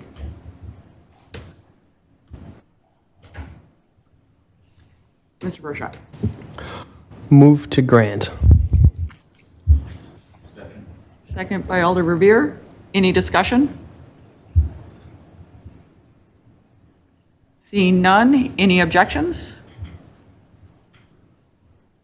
Seeing none, item 23 is granted. Next up is item 27, public hearing for new license for Two Birds Madison LLC, doing business as public parking at 709 East Johnson Street, Agent Clement Moncro Jr. Do we have any registrants? Yes. We have a couple. Are you?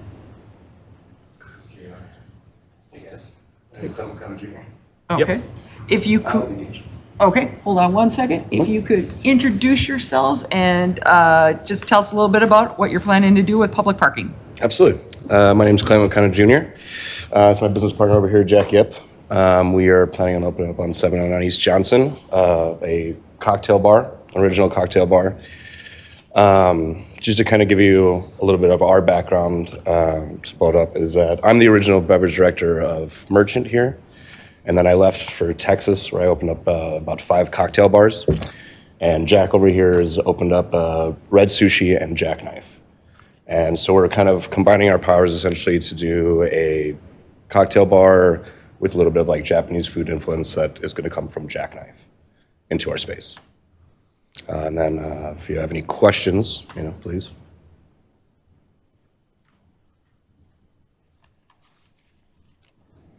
Thank you. Committee, do we have any questions for the applicant?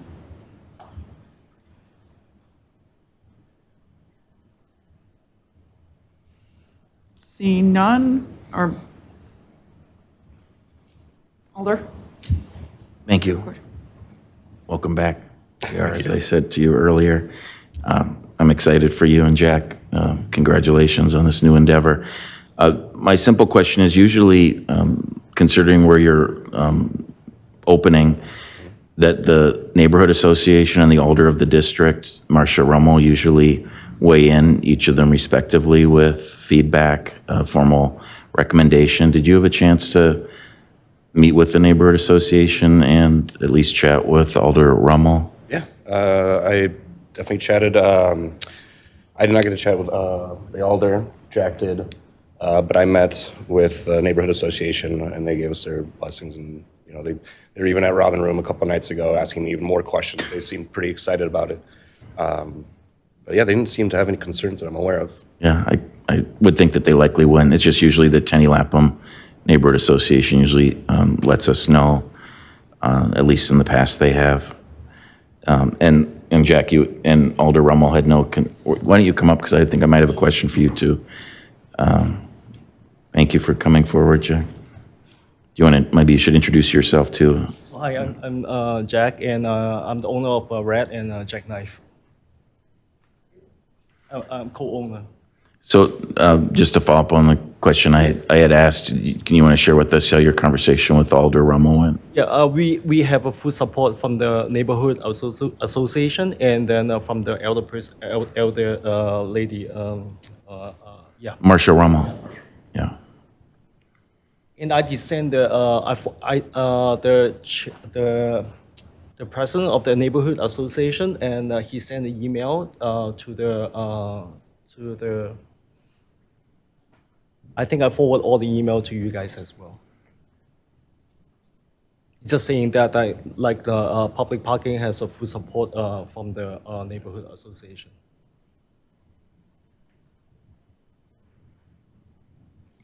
Can I ask, Mr. Verbeck, have you been in receipt of any communications from Tenny Lapham Neighborhood Association or Alder Rummel? I don't think so, but I'll do a search. Not that I don't trust both of you completely.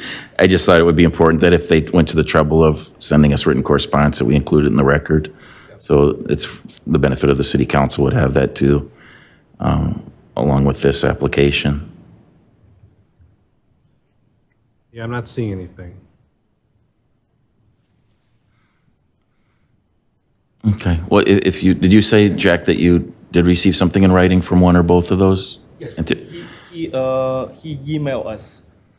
Yeah. All the support. He said that he's gonna. I think he did. He confirmed that he emailed to the city. Okay. Yeah, if one of you could just, at your convenience, it can be tomorrow, it can be just before the October 3rd council meeting, it would be cool to have that in the record. Because you can just forward that directly to Mr. Verbeck or licensing at cityofmadison.com. Oh, why don't you just read it aloud? I'm sure it's not very lengthy. Or one of you just want to read it quick. Okay, so it just says, Dear ALRC and Alder Rummel, Jack Yip and his colleagues joined our May Tenny Lapham Neighborhood Association monthly meeting to share their plans for opening a new craft cocktail establishment at 709 East Johnson Street. We are supportive of the plans that were shared with us, and as a neighborhood association voted to offer our support of their requested liquor license. Our understanding is that they plan to operate from 4 p.m. to close, which would be 2 in the morning, Tuesday through Sundays, and will not be operating a patio or amplified music at this time. Thanks for your consideration, and feel free to contact me if you have any questions or clarifications. Best, Tyler Lark. Awesome, thank you. So if one of you could forward that to the address licensing@cityofmadison.com, then we'll get that in the record, so that since they went to the trouble of writing the nice recommendation, policymakers will see that. Licensing@cityofmadison.com. Again, you don't have to do it right now, but anyway, my only other question actually is for you, Jack, as JR already disclosed for those that might not know you. You opened, as JR said, both Jackknife and Red, where I first met you, I think. But in question number 20, and I'll read you the question, it says, does the corporation, any officer, any director, any stockholder, liquor agent, LLC, or any member, any manager hold any interest in any other alcohol beverage license or permit in Wisconsin? And it's checked no. So do you no longer have any ownership interest in Red? I do, sorry, I checked the wrong. Yeah, you checked the wrong box. So we can, we've corrected several applications tonight on the record. So the answer would be to question number 20, affirmative, and it would be Red, whatever your business name is, whatever the LLC, whatever, for Red and Jackknife. Yes. Yeah. Very good. Thank you. Yeah, I didn't want you to not get credit for those two wonderful establishments too. So. I have no further questions, Chair. Again, congratulations, guys. Good luck. Are there any other questions for the applicant? Attorney McReynolds. Thank you. Clarifying question for the applicants. The email you just read from the neighborhood association, if I heard it correctly, it said that you would not be operating a patio. Was that correct? No, we're operating a patio but without amplified music. Oh, without amplified music. Okay, got it. Thank you. There will be not any entertainment outside or anything like that. Got it. Thanks. Mm-hmm.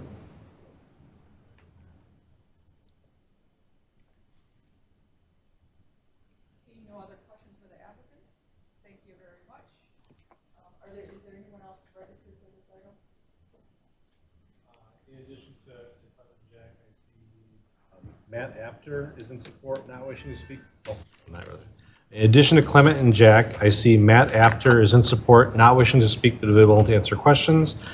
Matthew Tills, support, not wishing to speak. And Tanya Zakarovich is in support, not wishing to speak. Okay. Committee, what is your pleasure?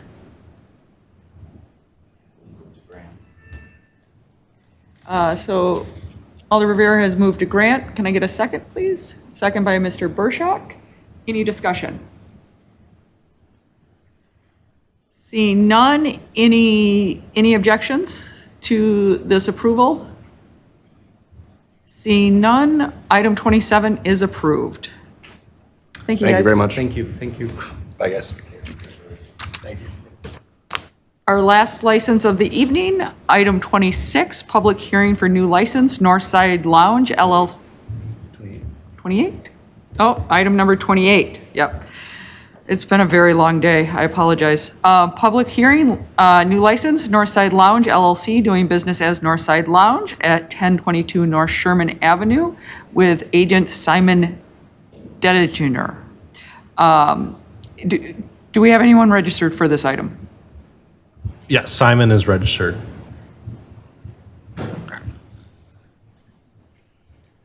Simon, welcome. If you could introduce yourself and tell us about what you're planning to do on Sherman.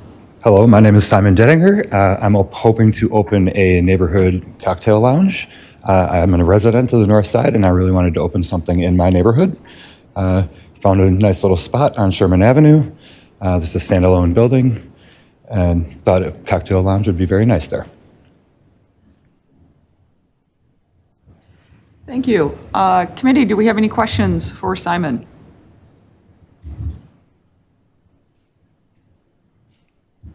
Mr. Burshak. Simon, thanks for coming tonight. Thanks for having me. Staying this whole time. It's always fun to go last, and Yeah, a little nerve-wracking. so I know the answer to this question, but for the rest of the committee, what do you do right now, and how long have you been in this business? I'm currently bar manager at Vintage Spirits and Grill. I've been a bartender for over 20 years. That's currently what I do. And you'd say you know pretty much everything there is to know about serving food and beverage, checking. I have served a lot of food and beverage over the years. I'm not planning on serving food specific. We will have take and go or grab and go snacks available at the bar. We're also hoping to welcome anybody to bring food in from other places, including the restaurant next door, which is Cafe La Bella Italia. They do pizzas, and we're going to welcome pizza and any other food. We also are hoping to partner with Feed Kitchen and bring in some food carts on the weekends to offer food available that way. Sounds good. Thanks. Yep. Thank you. Alder Revere. Thank you, Chair Westra. So my question was asked and answered. I wanted you, Simon, to brag a little about your past experience for those that might not know you, because obviously we've known each other for decades. For quite a long time. I just want to say publicly, just like with JR, who I met when he was a teenager, I think, working at Merchant, I'm so happy for folks like you that move your way up the industry and become owners in your own right. So it's very well deserved. And thank you. Congratulations. I just wish your current premise wasn't losing their lease, because that's heartbreaking. We also wish that as well. Yes. It still sounds like it's maybe up in the air, but Yeah. And I don't really have any questions, but I do want to say one other thing publicly to embarrass Simon, and that is, and I told this to him privately, but he, I think, wins the prize in the recent history of the number of letters of recommendation that we've received. We haven't seen that number in quite some time. So, well, I'm glad to hear that. You have a lot of North Side patrons anxiously awaiting your opening. I hope they're waiting. And we know you'll be a good neighbor, so congratulations and good luck, Simon. Yeah. Thank you. Yeah. And I also want to point out that the alder of the district, Alder Latimer Burris, has patiently been here for hours, so she can too say nice things about you, Simon. Hope so. She and I talked previously, so I know it'll all be good. So, thank you. Thank you, Chair. Perfect. Any other questions for the applicant? Seeing none, Alder Burris, Latimer Burris, is there anything you'd like to say?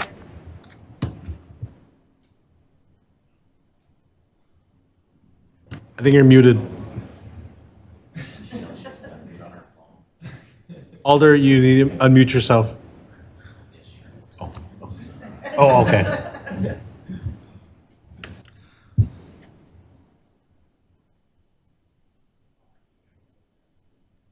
Okay, I feel like I have to say something. Oh my goodness. First of all, if I only knew the alcohol review committee went on for like, oh my goodness, hours. Nice job. But yes, I'm in support of this project. I met with them. They were able to, get the neighborhood to find me and to tell me about their project. And it looks like it's really well laid out. So I'm very excited to have small business in the neighborhood and to do things like partner with Feed for, food at their establishment to grow the local economy. So that's all I have to say. I have hung here, so I might get the award for the longest alder waiting, probably not, along with you guys with your letters. So I think everybody's very excited, and you're already in the neighborhood, but welcome your business to the neighborhood. I think so. Thank you. That's it. Perfect, thank you. Committee, what's your pleasure?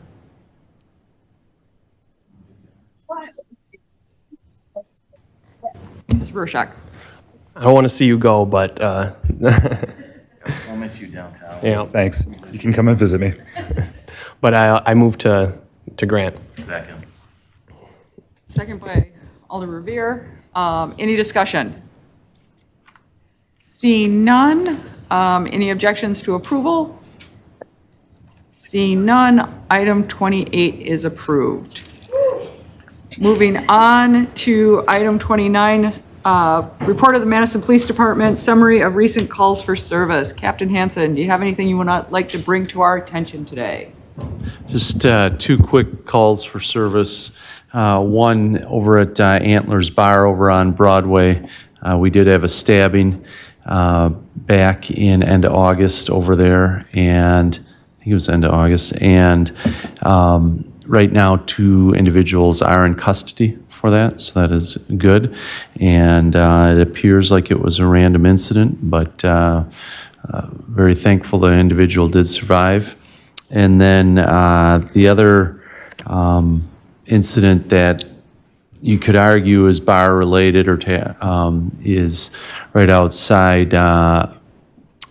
We had a pedestrian struck by a drunk driver, and they were in the Gorham Broom Street area, and the disturbing thing was dozens and dozens of people there. And as we, police and fire rescue were tending to the individual struck by the car, the crowds gathered and turned and actually punched the first responders, fought with them. So it was a bar crowd, people that had exited bars nearby, and that was extremely disturbing for our department and the fire department as well, to know that they were battered as they were trying to help a pedestrian that was struck by a car at bar time. So those are the 2 main ones that I highlighted over the last few weeks. Okay, thank you. Are there any questions for Captain Hansen?